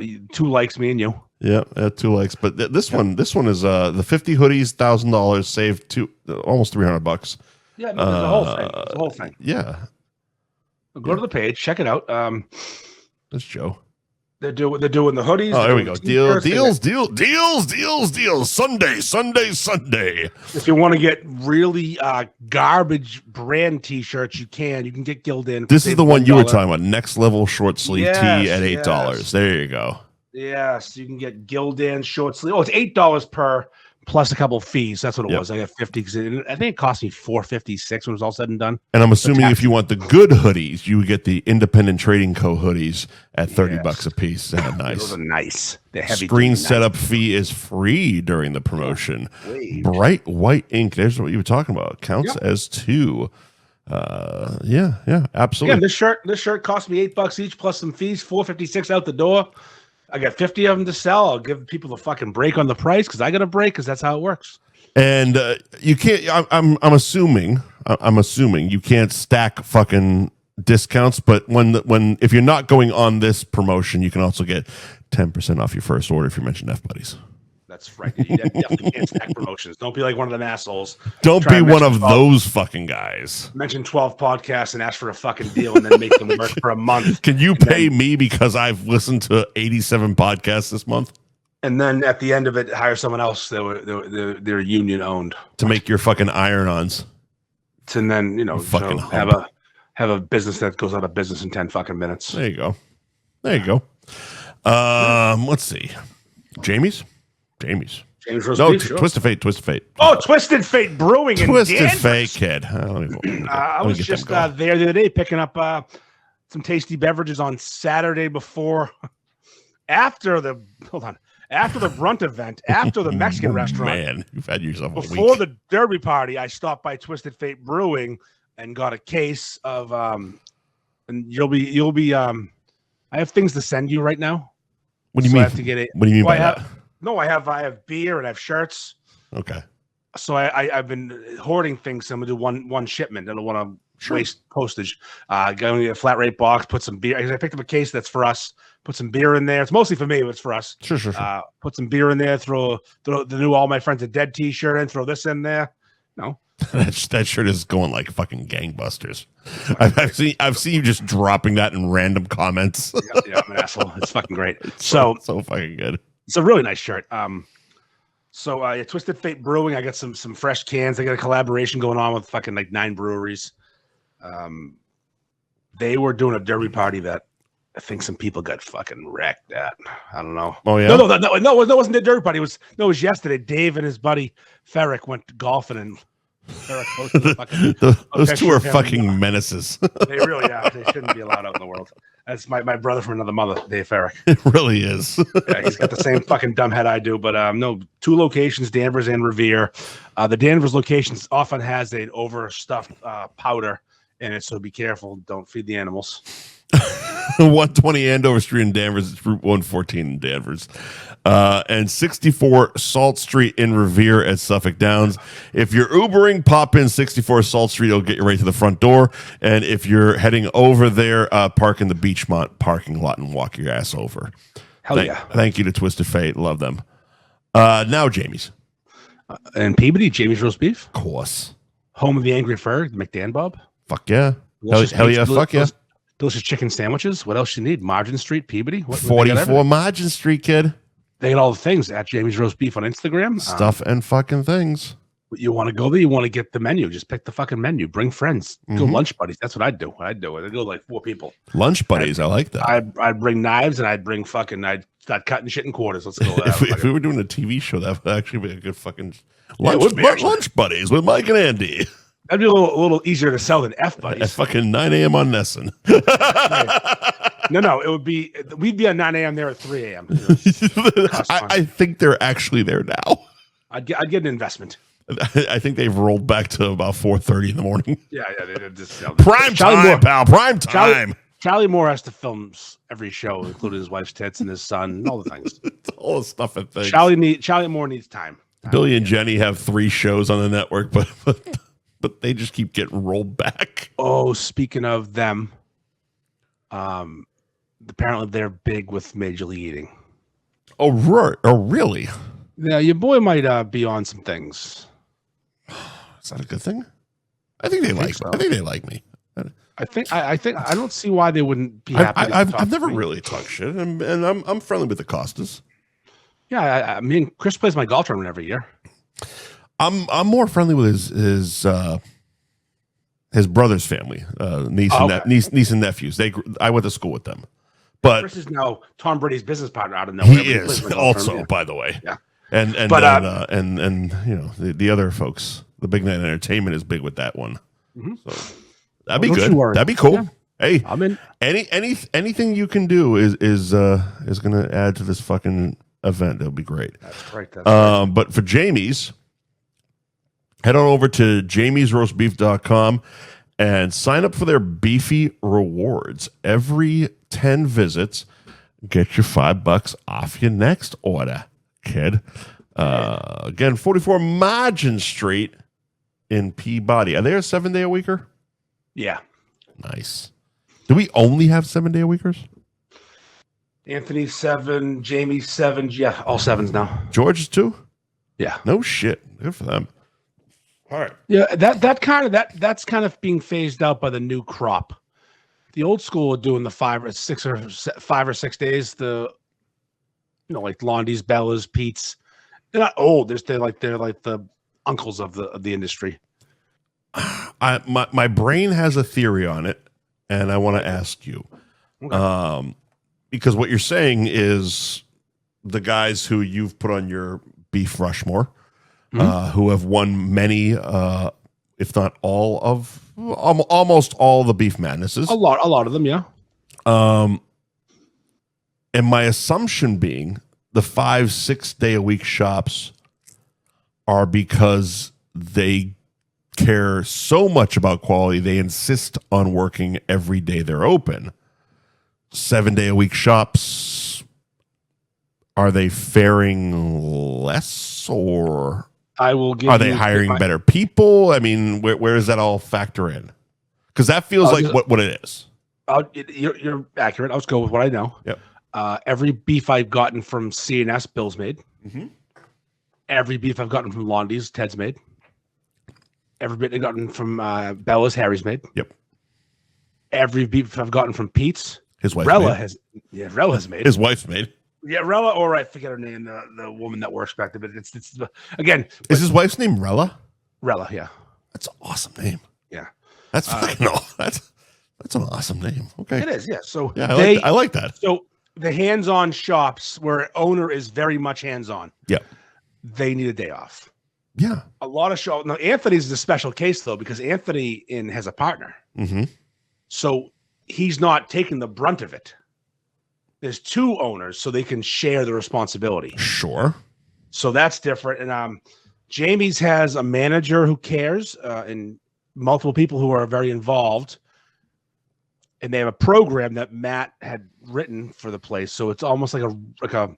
sit-down restaurant where you can just follow these guidelines. Yep. And you will have in George's, they're Indian. And those motherfuckers don't need days off. They own 4 shops. The group, they're hardworking people. They're very hardworking folk. We'll get to them in a minute. Or a few minutes. Those goddamn Indians.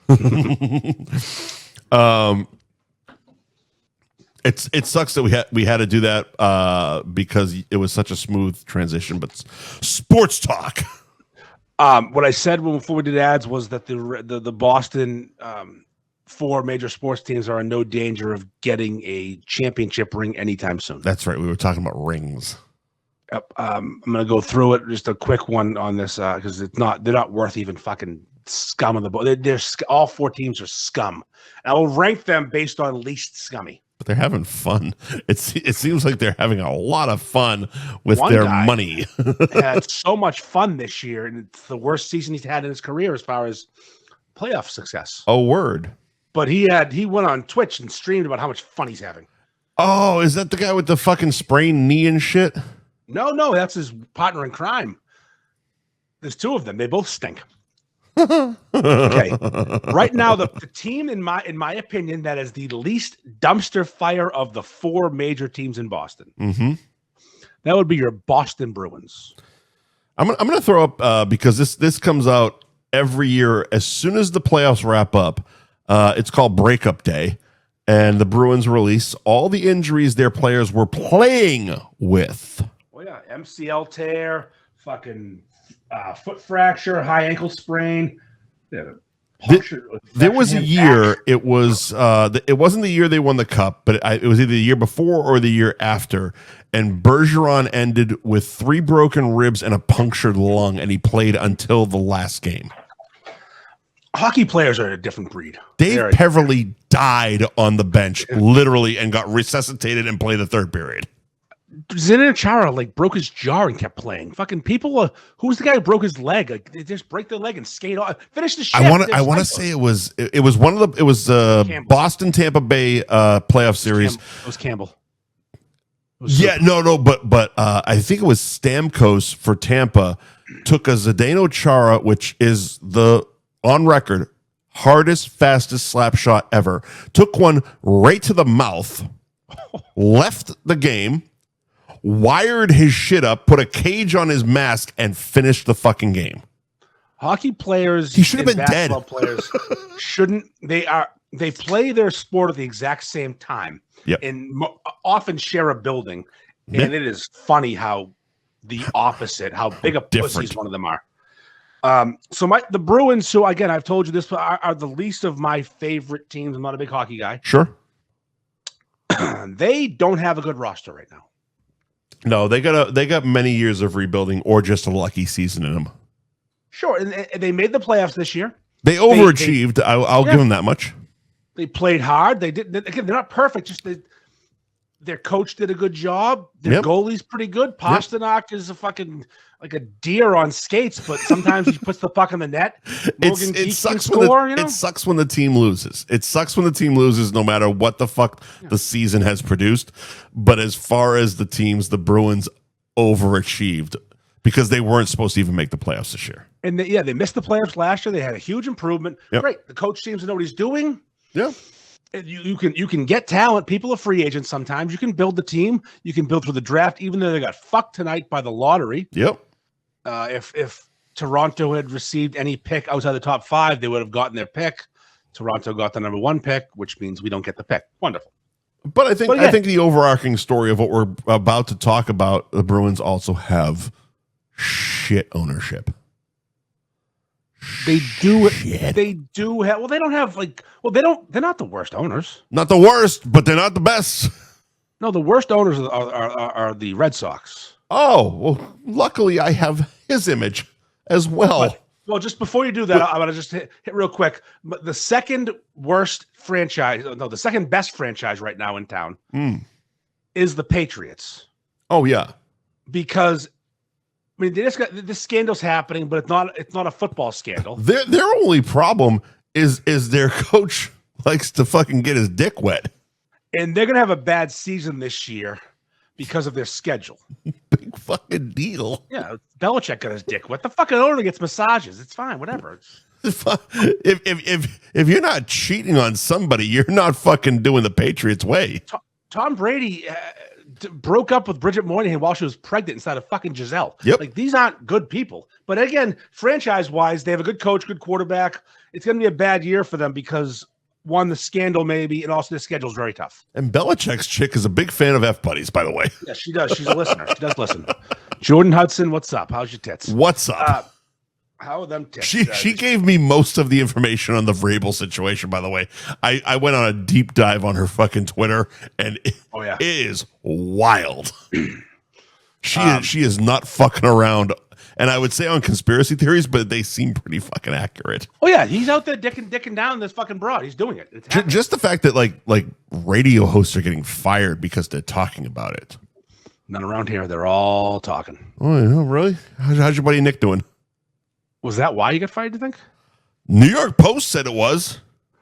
Nah, he debunked that. They seem to want to connect those dots, but I know shit happens. No, what happens is you go up against Felger and Maz and Big Jim Murray, and they own the world, and they keep putting shit against the fucking wall. Now it's Rich. Oh, congrats. That's good luck. Rich and Ted. Ted. They could the morning show, which doesn't even talk sports, so Rich has a hope because he's not a sports guy. Now they're gonna go. He's on what, EEI now? Yeah. So but listen, so it's Greg Hill in the morning, right? Greg Hill in the morning, which comes in second, and they're proud. Okay, good for them. So maybe third. I don't know how ZLX is doing. Danielle's on ZLX, but Rich couldn't beat something in his wheelhouse against his former partner, like non-sports, morning radio, talk about whatever. Now he's going to go against the most popular show in the world that does nothing but talk sports. Didn't he? He has no knowledge. Again, I wasn't up there. Didn't he try to do sports on ZLX when he got moved to the morning show? Yes. So that was the fuck up. He should have leaned back to his old BCN Toucher and Rich days and done that. And that might have done at least something. It would have gone more than 6 months, maybe. Problem is, sports radio dominates up here. You know that. It does, but you're on a classic rock station, different audiences, pal. You already got two. You got two. They're not going to fucking. The sports radio people are not going to go to ZLX for sports talk. No. You need to. You can pepper it in. You can, of course, you can pepper it in.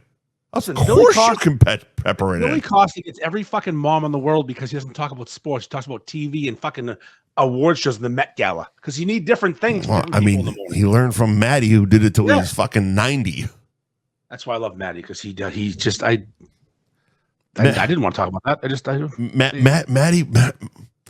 Maddie had the greatest fucking ratings for one reason and one reason only, because he did it so long. Everyone's preset was already set to Kiss 108, and they just never changed it. And then their kids never fucking changed it. It was habitual. It's like just driving to work, listen to Maddie.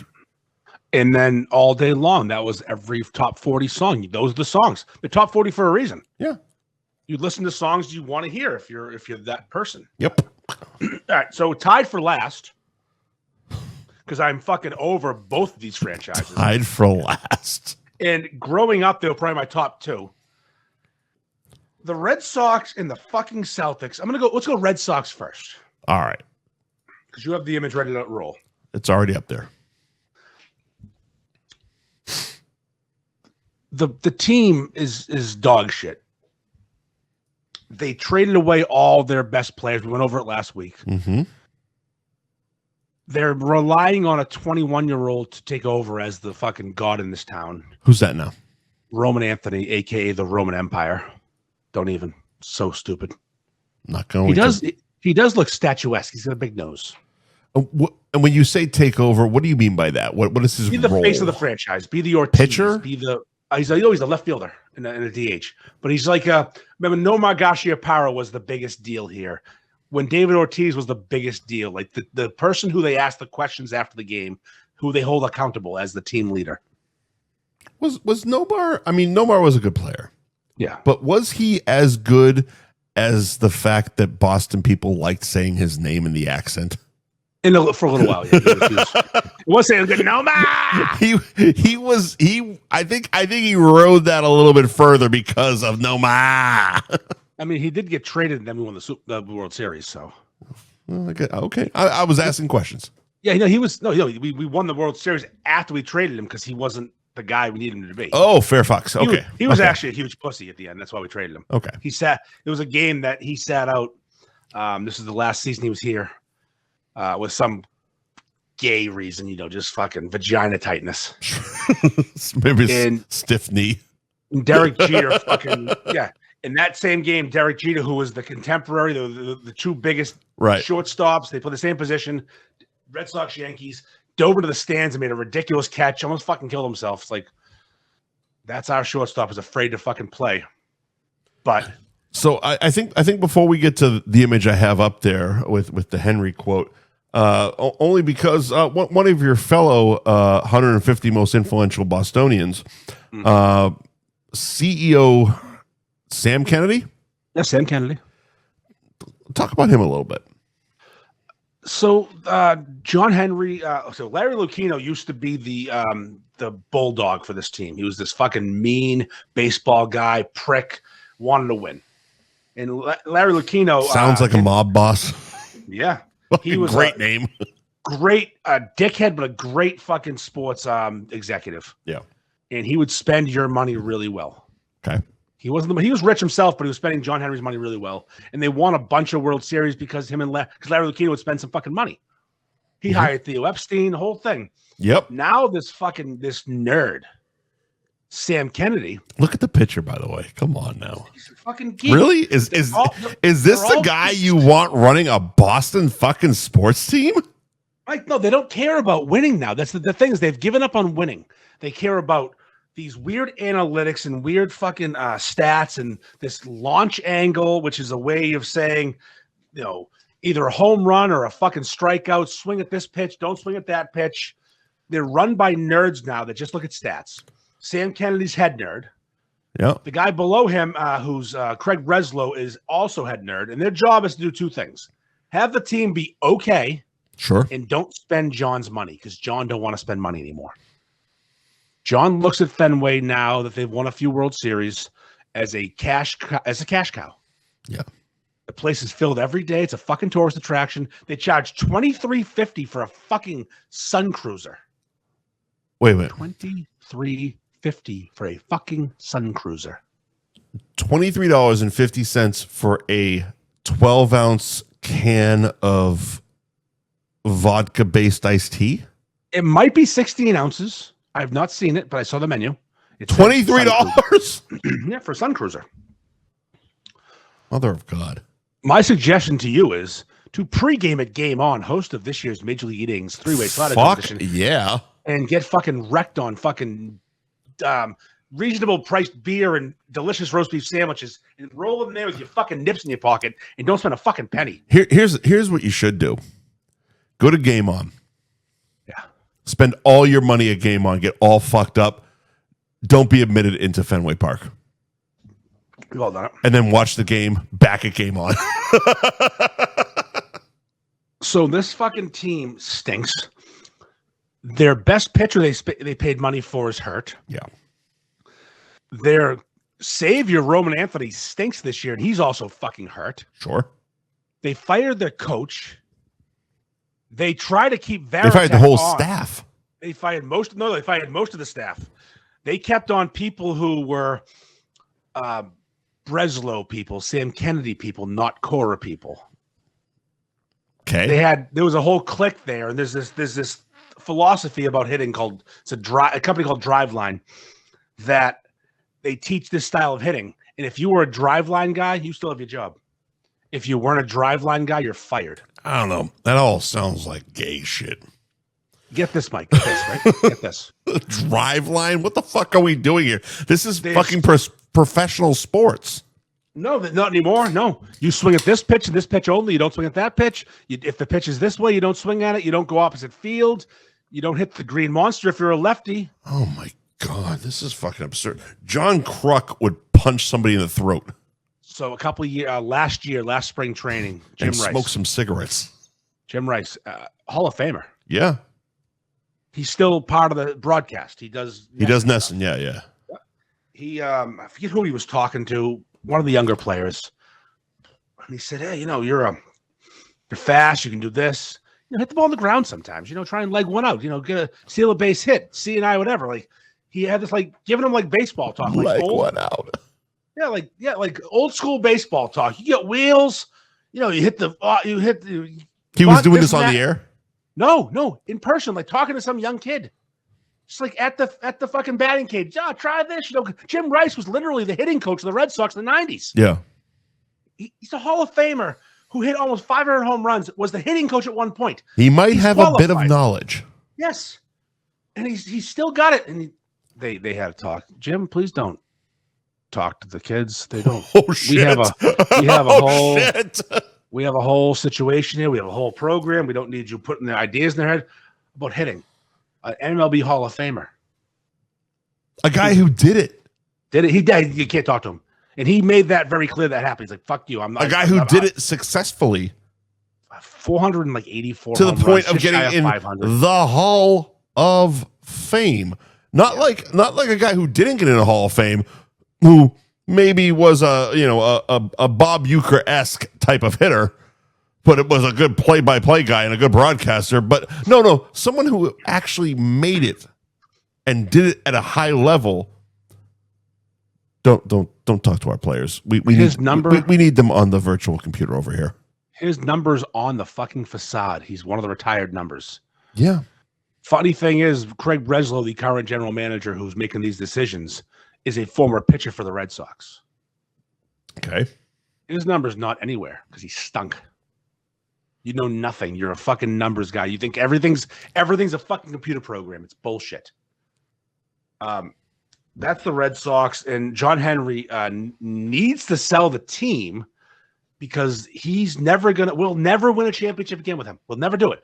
They won't pay for players. They want to be a mediocre spending franchise who has a couple decent players, but they won't pay for real players. You know what they're doing now? They're offering long-term contracts to rookies because they're projecting them to become superstars in 5 years. So they signed Roman Anthony to a 9-year contract before he played in the majors. But it's a low money 9-year contract. So it's projected that based on inflation, where contracts are going, and his projected skill set, it's going to be such a deal in 7 years because he's a $30 million player in 7 years, but he's only making 10. It's like, fucking pay. You're charging $23 for a fucking Truly. Pay the fucking pay the players. Get some good players in there. You got the worst players in the fucking league. Your team stinks. You have the worst record in baseball. Or charge less for beer.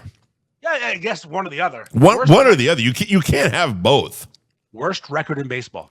So the image I've had sitting up here, it's a quote from John Henry.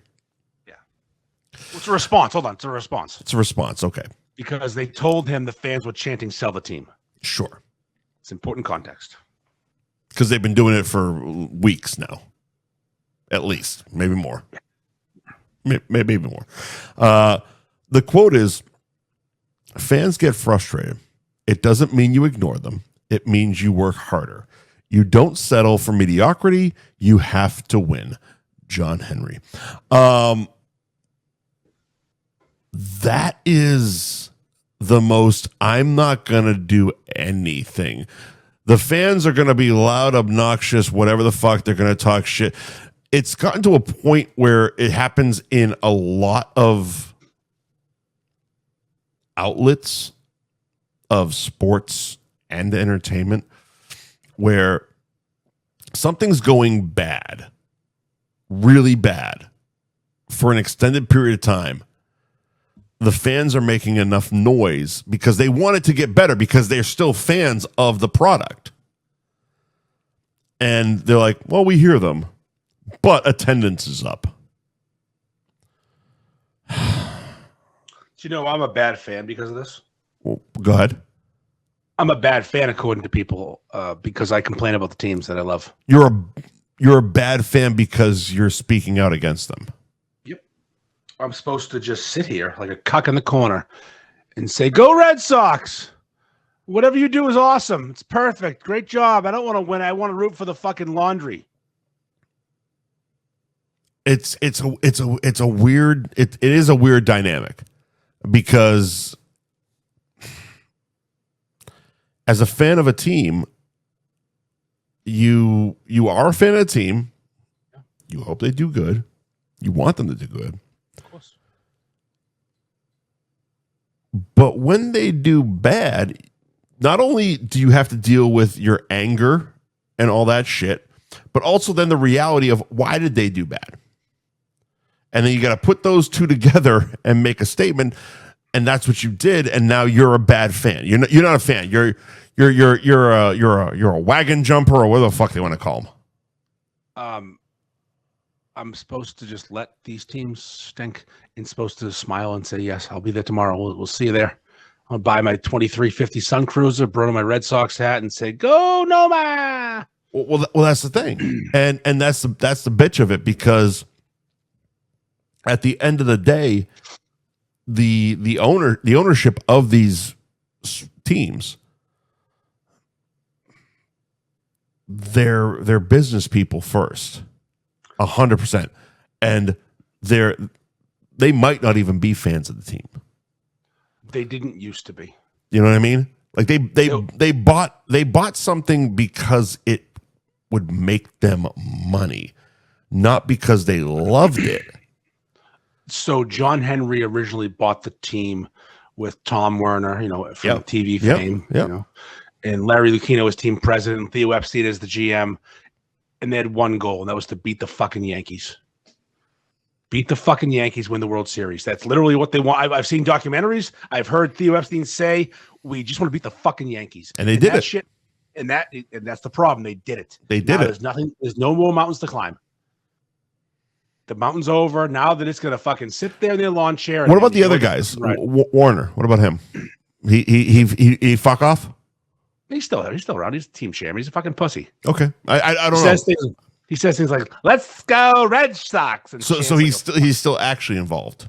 Yeah, he's still a minority owner. John Henry's the majority owner.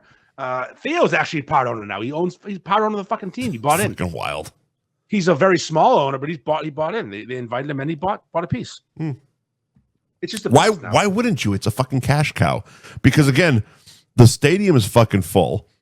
The beers are Jesus Christ, $23 for a fucking one can of Truly. Yeah. Holy shit, dude. No, Sun Cruiser. I misspoke. Whatever. Yeah. Trash. Whatever. A can of seltzer.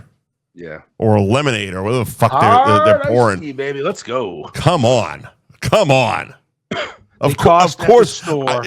If you're invited into this fucking cash cow, you're buying in because these fuckers are still going to keep showing up to the goddamn ballpark. And that's why they're never going to sell. Nope. So this whole sell the team shit doesn't work if you're chanting sell the team in a paid for seat in the fucking stadium.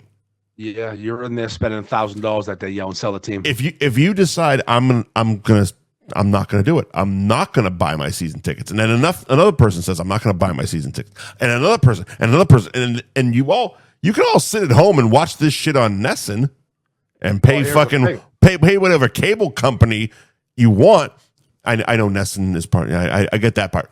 But if the stadium ain't full, that's when they start to think, "Oh shit, let's fucking sell this fucking thing." I don't have any way of watching the Red Sox right now unless we're on national TV. Because the contracts and Nesson got bumped up to higher tiers on TV, right? Nope. I have YouTube TV. There is no Nesson. They never got it back. Nope. So that because I originally, all right. So when I first cut cable, probably back in 2017, 18, I went to YouTube TV specifically because they had Nesson. I was doing a TV show in Nesson and Bruins and blah, blah, blah, blah, blah. Great. It was early COVID when YouTube TV lost Nesson. And again, still having the TV show connection, you're getting, when's Nesson coming back to you? I'm like, no, these contract things work themselves out. They're like, they always do. It still isn't back? Nope. Holy fuck, that's 6 years now, dude. So in order to watch Nesson, for me, I can download a different TV app, the sports streaming service, I forget what it's called. Fubu, I think. Yeah, it's Fubu, thank you. Yep. Fubu has it. I go back to cable, which actually can't because my electrician cut a hole through my cable line. Also, it's expensive as fuck. I literally can't go back to cable. I can sign up for Nesson 360. That's insane price. $30 a month. But I'm not here to support because Nesson's owned by the Red Sox. Right. I'm not here to support a team I will watch at a bar. I will watch if it's on national TV. I do enjoy watching. They have a young pitcher who I'm excited about. Peyton Tolley. He pitched yesterday, 7 innings, 1 hit, no runs. He screams and yells on the mound. I posted a video last week of him. Yeah. They didn't. Speaking of him, they kept him in the minors for a while this year because if he doesn't pitch a certain number of games this year, it doesn't count as a full season for his service time. So he's cheaper to keep for longer. That didn't make a hell of a lot of sense to me, but it sounds awful. In other words, it sounds awful. They're trying to save money because at these rookie deals, it sounds so cheap. You get like 6 years of control, but if he only pitches a certain number of games, it doesn't count as a full year, so you get 6 more years after this year. That's gross. Bullshit. No, team's gross. Speaking of gross, my Celtics. Yes, sir. My Celtics, who overachieved to start the year. They weren't supposed to be good this year. Okay, that I didn't know. I haven't been a Celtics fan since what was his name again? Reggie Lewis, not Reggie Miller. Yeah, Reggie Miller. Reggie Miller did not die via cocaine heart attack. No, Reggie Lewis. Okay, so that's around the point I kind of lost interest in basketball. 1993, I think that year. Yeah, that sounds about right. Yeah. So right after whenever the Dream Team did their thing, it was like, okay. After that, I was like, I've seen the best basketball players ever. That was 92. Yeah, that all checks out. Sure, all checks out. Yeah. The Celtics had Jason Tatum tore his Achilles end of last season. Okay. That's a good full year of recovery. It's a nasty injury for recovery. Yep. Kristaps Porzingis cost too much money, and they have new owners. Hell of a name. Anyway. That's great. Drew Holiday cost too much money. They have new owners. They're basically calling this year a gap year. No big. We're not going to win. We lost our best player. We're just going to go into the season without Tatum, Holiday, and Porzingis, and see what happens. Bunch of young kids going to play. You've said it twice now. They have new owners. Yeah, the Wick Grossbeck sold the team. Why is he then? I'm going to put the picture up again because why is he on like literally front and center on your 150 most influential Bostonians holding a basketball trophy? Because that's 2024 when they won the championship. Oh, so you just photoshopped the wrong fucking thing. No, there's no group photo for that year, so I had to play a little something different. My bad. Okay, I thought that was the actual photo, and you just fucking put yourself in there. No. Ironically, he actually wasn't the real owner. His dad was, but he pretended to be. Still, though. Yeah, that's fucking hilarious. So now that's hilarious. All right, go on. My bad. So they have new owners. And there's these luxury tax thresholds with the NBA, and if you go over a certain number, you pay way more money, and they don't want to pay these monies because they just bought it for $6 billion. Sure. This was supposed to be a gap year. They weren't supposed to be good. Jaylen Brown is their number 2 superstar, very good player, making $60 million a year. They got this little white boy named Peyton Pritchard. They got Derek White. $60 million, Jesus Christ. They got this young center named Nemias Queta. A bunch of young kids coming up like Nemias Queta, what the fuck? Yeah. Check his papers. Some Nigerian, yeah. Ugo Gonzalez. Oh my God, what's happening here? So they play really hard. We had Kevin McHale in my day. So they play really hard because their coach is a psycho all year long. Yeah. Every game is do or die. The NBA is a lazy sport. Mm-hmm. So many people take days off. The players don't. They coast through the regular season, and at the playoffs they turn it on. Yeah. The Celtics didn't coast this year. Every game was fucking let's go. Okay. Proving ourselves. They wound up being very good this year instead of being bad. They were the number 2 seed in the East. As someone who wasn't paying attention, that the last part there made sense because everyone's like, "Oh, the Celtics are going to fucking just take over and they're going to roll through."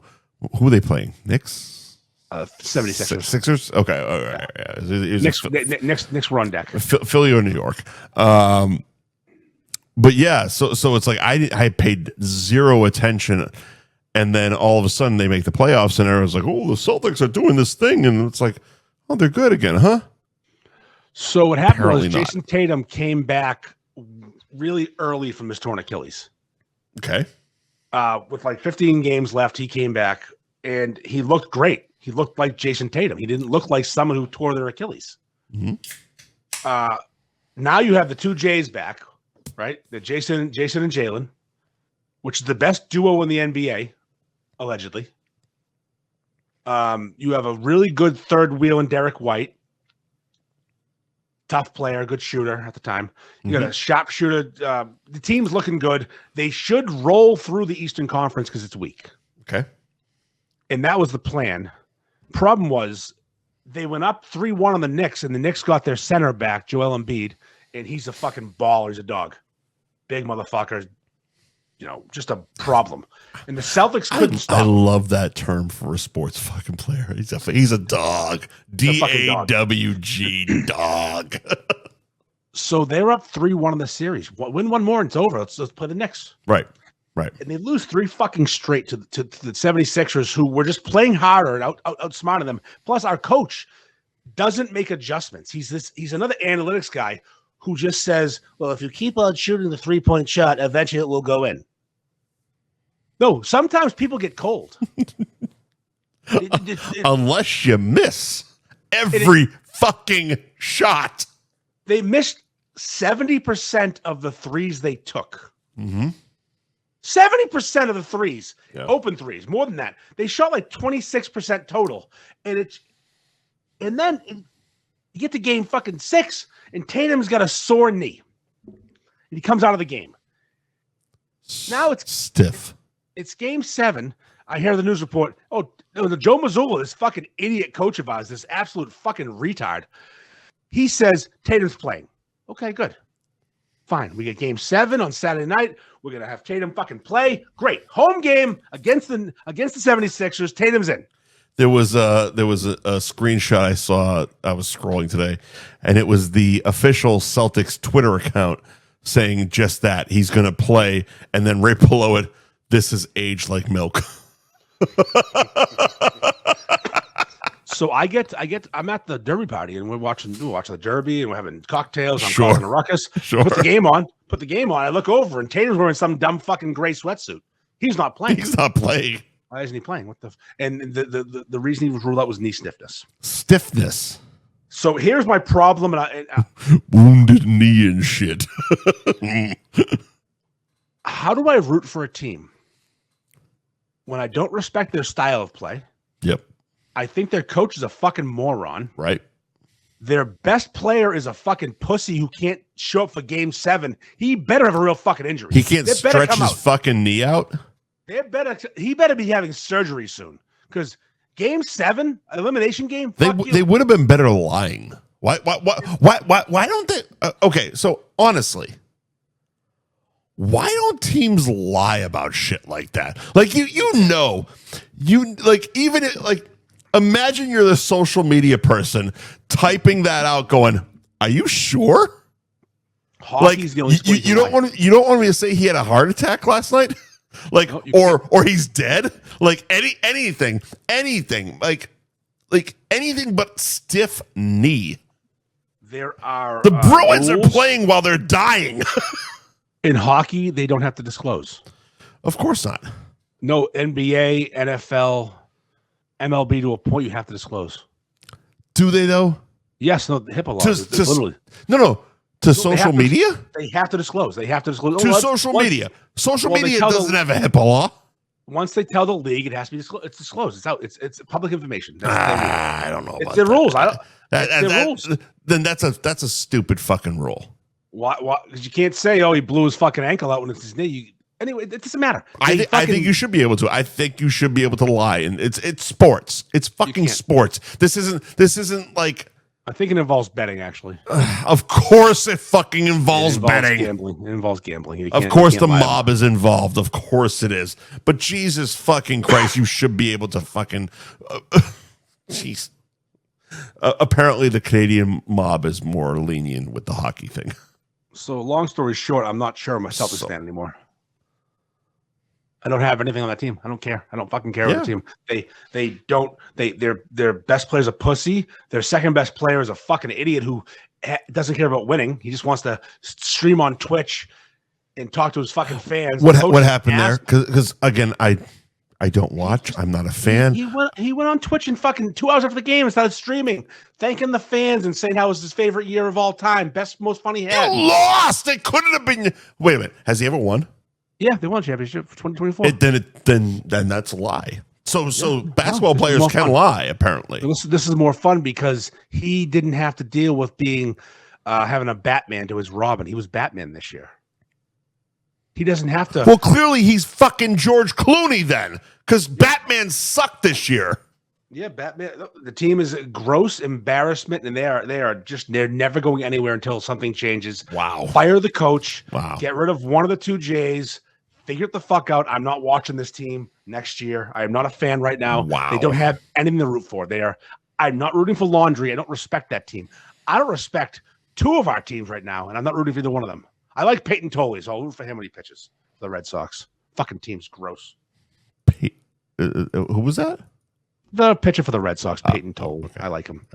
He's a fiery motherfucker. I like that. Fairfax. All right. Let's see. What do we got? Where are we on time? We're on JP Morgan. Let's do a few ads before we get to that. You do ads. I'm gonna piss. All right, Fairfax. And make them brief. Don't go too long. I think we're at Anthony's right now. What did we do? Yeah, Anthony's. Yep. Anthony's. Okay. All right. Thank you to Anthony's Roast Beef in Reading. Let me pull their address up so I can get it for you. And as we said, make it brief. Anthony's Roast Beef in Reading. 216 Main Street in Reading. 7-day-a-week shop, open at 10 a.m. every single day. Friday and Saturday open till 10 p.m. and the rest of the week 9 p.m. Anthony'sRoastBeef.com.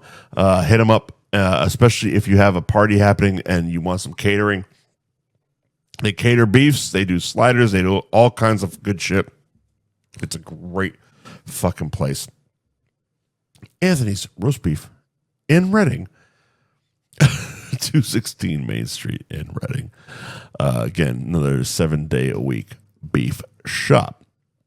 Golf Lounge 18 at the North Shore Mall in Peabody.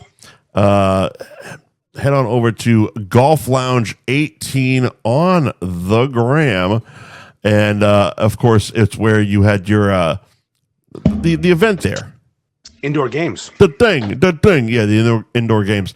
They have simulated golf, pool, darts, and cornhole. 2 levels of bars. It's such a cool fucking spot. Definitely, again, Let me put it this way. I just talked about Anthony's roast beef. Yeah. And how if you go to anthonysroastbeef.com, you can check out their catering menu. If you're booking a party, maybe, combine the two. Oh. Combine the two. Do a little scissoring action. A little synergy show. A little scissoring action, and you book yourself a party at the Golf Lounge 18. You have Anthony's bringing some beefs. Bob's your uncle. Also, Golf Lounge 18 has a full menu as well. They do actually, but not beefs. A tray of sliders. Sometimes. Do they? They have. All right, fair fucks. Well, fuck me. All right, fine. I'm not in on all the lingo. I live in fucking Florida, asshole. George's roast beef and Lynn. Yeah, they're a thing. George's roast beef, pizzas, salads. I believe they do other stuff as well. They got one of those long ass names, and I don't have their address readily available. So talk about Broad Street and Lynn. George's roast beef and Lynn. By what college? North Shore Community College, sir. Oh, I went there for a couple months actually. I went there for a couple of years. I graduated. 124 Broad Street in Lynn. Another 7-day-a-week beef shop. Open at 10:30 every day except Sundays. They're open Sundays noon to 9. George's roastbeefpizza.com is the website if you want to order online. Thank you, George's, for jumping on the program. All right. I want to ask you a question. All right, ask the question. I want to know what side you fall on if I describe a scenario. You know the scenario, but let me give you some details. The J.P. Morgan saga, the controversy, knowing what we know about the people in the saga, the woman and the man, their appearance. Yeah. Do you think it's plausible that Loma Hajdini. That's a name. It is. She's. That's her name. That's her name. Is forcing and drugging. Wait a minute. I'm gonna pull her picture up real quick. Yeah. What's her name again? Loma Hajdini. Yeah, she does not look like Loma Hajdini. She not looks like at all. Karen Simpson. She looks like a Stephanie Smith. Yes, she does. She's not. She does not look like someone of a she Muslim is super white. She could be Albanian because they do look awfully white and they have names like that. Okay. Based on what I know about like Vittoria Londi and Rella from Pete's, they're very white. They're very white. Very white. And they're Albanian. They're very white, very complexion wise. Right. And that name does sound Albanian to me. Okay. And Chirayu Rana, which was Loma was a senior vice executive, and that's the guy. Yeah, aka John Doe, because we weren't supposed to know his identity until we did. Whoops. Yeah. So these two. So she apparently drugged and forced him to have sex with her. Allegedly, also would use racial epithets to describe him and his wife. And I quote, she made him a sex slave. Love it. The quotes I heard were tremendous, which, I don't condone these quotes, but I'm going to say them. Sure. To him. Just say it, babe. I own you, brownie. She called him a brownie. Even the complexion's not that far off from the two of them. I mean, he's very pale. Indian. It looks like he hasn't had a lot of sun. Indian or Pakistani, I assume. My favorite one, though, is discussing her breasts and their size. Yeah. Comparing them to his Asian wife. Again, I'm not condoning these comments. I'm just reading quote. How was she comparing them to his Asian wife? I bet your fishhead wife doesn't have these cannons. Cannons. Fishhead wife, these cannons. I love that confidence. Now, she's really attractive. Mm-hmm. He looks like a Muppet.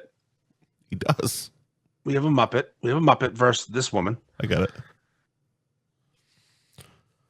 when it first came out, we did. We had Chad make him a Muppet. We did. We used the Chad GBT and made him a Muppet. It's pretty spot on. There it is. Yeah, he's pretty spot on. It's if you're watching on the YouTubes, or the You're watching it. It's really good. Chad did a really good job with this. Chad killed it in real quick time too. This was like 2 minutes before we were live. Yeah, 15 seconds. He said, "Here you go, done."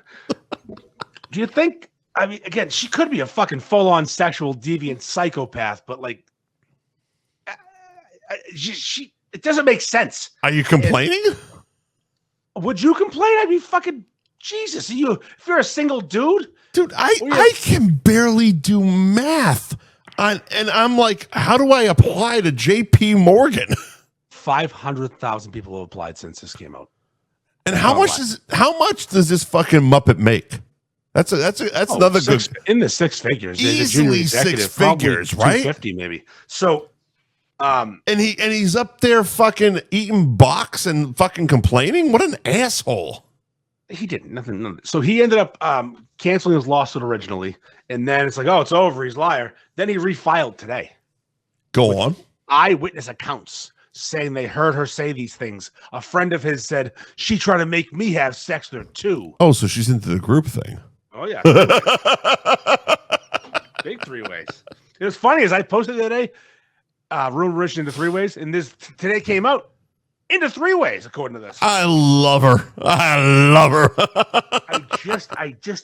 don't believe him. And then get this though, came out today that he took 3 months of paid leave off from work to mourn his father's death. Yeah. That's tough. I've lost my dad. It's brutal. 3 months is aggressive.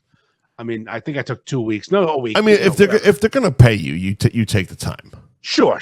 I mean, I was taking over the business he owned, so I had to go back to work. Sure. But if you're working for a company, and that company's bereavement package is 3 months, you're taking 3 months. So sure, yeah. So again, you take it if you have it, whatever. Smoke them if you got them. Turned out, it's crazy. It's crazy turn of events. His dad's alive. Awesome. He didn't die. Throw the Muppet picture back up. He didn't die. So I love how smiley he is. He's having a good time. His dad didn't My die. dad's dead. Yay! So it's like, dude, what are you doing? You're claiming this fucking dime piece raped you and then claimed your dad died. Are you just a fucking liar? Who you are? You a pathological liar. That's who you are. Oh my God. What a dick. I mean, as of right now, I'm team Loma Hajdini. That's a chick's name? Yeah, that's her name. Yeah, he's hold on. He's she needs a nickname, definitely. But he's Chirayurana. That's all a nightmare. And she's Loma Hajdini. Oh my God. Fucking I can't wait to follow this. This is a tremendous fucking story. Fucking outstanding. Fucking fish head, cannons, brownie, like all these. These are quotes. These are court documents. I mean, she's. Your fish head wife? It's so good. It's so good. It's one of those things that like this show thrives on this type of shit because like I bet a female-based podcast would have a different opinion of this. They might. They probably do. But nope. You're not going to get a different opinion because this. What was his name again? Her name? It was Loma Hajdini. Loma seems to be putting out the perfect workplace environment for a guy like me. And like I said, I can barely do math. I was put on the spot today about math, and I literally started yelling at the other guy. I don't do math. I'm tired. I'm hurt. I'm old. I work with fucking children. I don't want to do fucking math. Go fuck yourself. Buy an iPad. So we're gonna watch this little thing unfold. But this is gonna be a good one. This is gonna be a good one. I'm team Loma, and if it's video proof, Yeah. DM it to me because I want to see her fucking big cannons just bouncing on that Oh fucking Indian dick. Christ! If there's video proof, it's gonna be fucking awesome. I don't want to. Speaking of the Indians, I don't want to get locked on this, but I have a question. Go on. Our topic is Jews, and we don't have time to go deep into it. Two things. How did this become a topic, by the way? Because I made a fake AI beef shop called Barstool Beefs. No, Dave's Hot Beef. Oh, that's right. That's right. And people were saying things like, I'm not going to buy a roast beef sandwich from a chosen one. I was so pissed you made it another beef shop in Fort Lauderdale. It's like, motherfucker, can you not make me drive 45 minutes? I can put it anywhere, sir. It's just like Boca would be wonderful. There's lots of Jews in Boca. They love beef. Why is he a chosen one? I don't get the anti-Semitic hate. I guess I'm ignorant. I'm gonna explain to you what I all right. I get disliking Israel as a place in their position in world politics and their fighting for a place, and I don't agree with. I don't get involved, but I understand that the people from Palestine hate Israel because Israel, and they fight, and Iran hates Israel because they're Jewish, and Netanyahu does some questionable things. I get the worldview of it. I do follow. I'm not over there, so I don't know any of their fucking shit. But I don't get hating on a Jewish guy from Swampskit because he's Jewish. I get if you don't like Portnoy, sure, I get it. He's a polarizing figure. Sure. But what does his religion have to do with hating him? He's a fucking Jew from Swampskit who lives in Florida. Right. How is he? He's not from Israel. It just drives me fucking crazy. I don't get it. And I can't get an explanation. I asked them, I go, what do you mean by that? What the fuck does that mean? Because someone actually commented. Did they respond? No, no one tells me. Of course not. I'll have to ask Chad. Why do people hate the Jews? He'll have an answer. Well, there was this guy named Adolf. He had a funny mustache, and he had mental issues. He was a little autistic, but they didn't know what autism was back then. And Ava Braun, well, she fucked him all up. It was definitely the woman's fault. Hell of a painter. Hell of a painter. I don't get it. Part of me, and I know I texted it to you. Part of me feels some of these people might deliberately go after the Jewish thing when it comes to Dave, only because it's triggered him in the past and he's gone really off the rails. So, and the only reason I say that is because these people that do shit like that and say shit like that are attention-seeking people, so they want a response from that. So it's like, let me say something anti-Semitic so that I can now get a erection because Dave Portnoy responded to me. That's the only thing I could think of. Otherwise, they're just scumbags. They're just pieces of shit that hate other human beings, and whatever. I'm not going to say what I want to say because we're trying to stay on Instagram, and they've had issues with certain lingo. But find some traffic to play in. So we have one. I'm going to do one more topic. Then I go upstairs. My phone's doing things, blowing up a little bit. We got Rushmore and Fuck, Marry, Kill. You want to skip Fuck, Marry, Kill and just do Rushmore? Yeah. Let's do Rushmore. Let's do Rushmore. I had a run-in recently with some people that drive Jeeps off-road who didn't want to help me with my truck. I just needed someone to turn the key. My old 88 Ford up north, I needed someone to turn the key while I fucked the battery because it's got a bad connection. I was obviously in distress. They were 20 feet away. The hood was up. I had tools. Like, there was 20 of them. They could have just walked over. One of them could have said, "Need any help?" I would have said, "Oh, yeah, turn the key while I'm doing this." Great. They didn't. And it made me think. And I looked over and I saw a lot of fucking rubber duckies. This is a whole Jeep culture where they trade rubber duckies. So when you said Jeep driving off-road, really? Define off-road, because the rubber ducky culture guys don't seem like off-roaders. They were finding mud. I don't know where. There's some dirt roads near me up north. Is that's happening too, huh? They're trying to dive into that shit. Okay. So Fairfax. Here's my question based on that. Your Rushmore. Yeah. Of Douchebag people on the road. All right. It can be any sort of vehicle. It doesn't have to be a car or a car brand. It just is a douchebags on the road. Yep. You want to go first, Bob? I will go first gladly. Mm-hmm. Tesla drivers. Teslas, but also mostly Tesla trucks. Cybertrucks. Cybertrucks are the biggest cunt vehicle on the road, but also every Tesla can go fuck themselves. I hate them. They're quiet. They're annoying. They're elitist cunts. I will cut them off every chance I get. Tesla people in Cybertrucks to the moon. So interesting. My second one is Cybertruck, and as I was filling out my list, I just doubled back and put in parentheses Teslas in general. So we matched on that. Cybertruck Teslas. Okay. Yep. This is very much a me thing. Any car with New York plates in Florida. NY plates for the win. I see that. I hear it. I understand. Street bikes. Ooh, that's an honorable mention for me. E-bikes and scooters. No. You missed it. Oh. Street bikes, aka crotch rockets, rice rockets, Kawasaki, Suzuki. That was almost on my list, but it never made it. Okay, my bad. Bikes, I will go there. They are loud for no fucking reason. They get by this is a personal thing for me. They get by my house and they downshift and fucking floor it.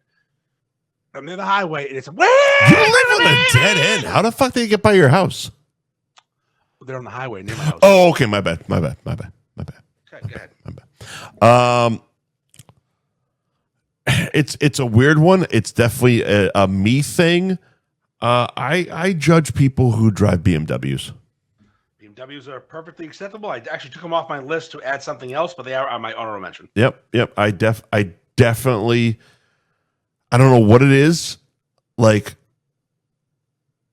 it was always one of those things. Like growing up, especially in the '80s, where it was like BMW, Mercedes were like those things, but Mercedes people seemed less cunty than BMW people. BMW people have an air of douchebaggery way more than Mercedes people. Mercedes and the fucked up thing is Mercedes is the A car and you're the B car and you're a cunt. Well, because you don't have confidence, you can't own a Mercedes. You're trying for that. You can't own a Mercedes. Like fucking buy a Rolex, douchebag. My next on my Rushmore. This is the last one, isn't it? No, I have two more. Oh, I'm done. Yeah, you have one more. E-bikes. So my honorable mention, yeah. E-bikes and scooters, food delivery assholes, people, they don't need a license to drive these things, and they drive like they don't have a license. They drive like idiots. Well, it's a fucked up thing because they drive on the road, but they don't go fast enough to drive on the road. Yeah, they're on the right side. And if they're on the sidewalk, they're a detriment to anybody on the sidewalk. It's such a waste of a fucking thing. Like get a fucking Vespa or a dirt bike and be a man. It's a Wild West vehicle. It's just so dumb.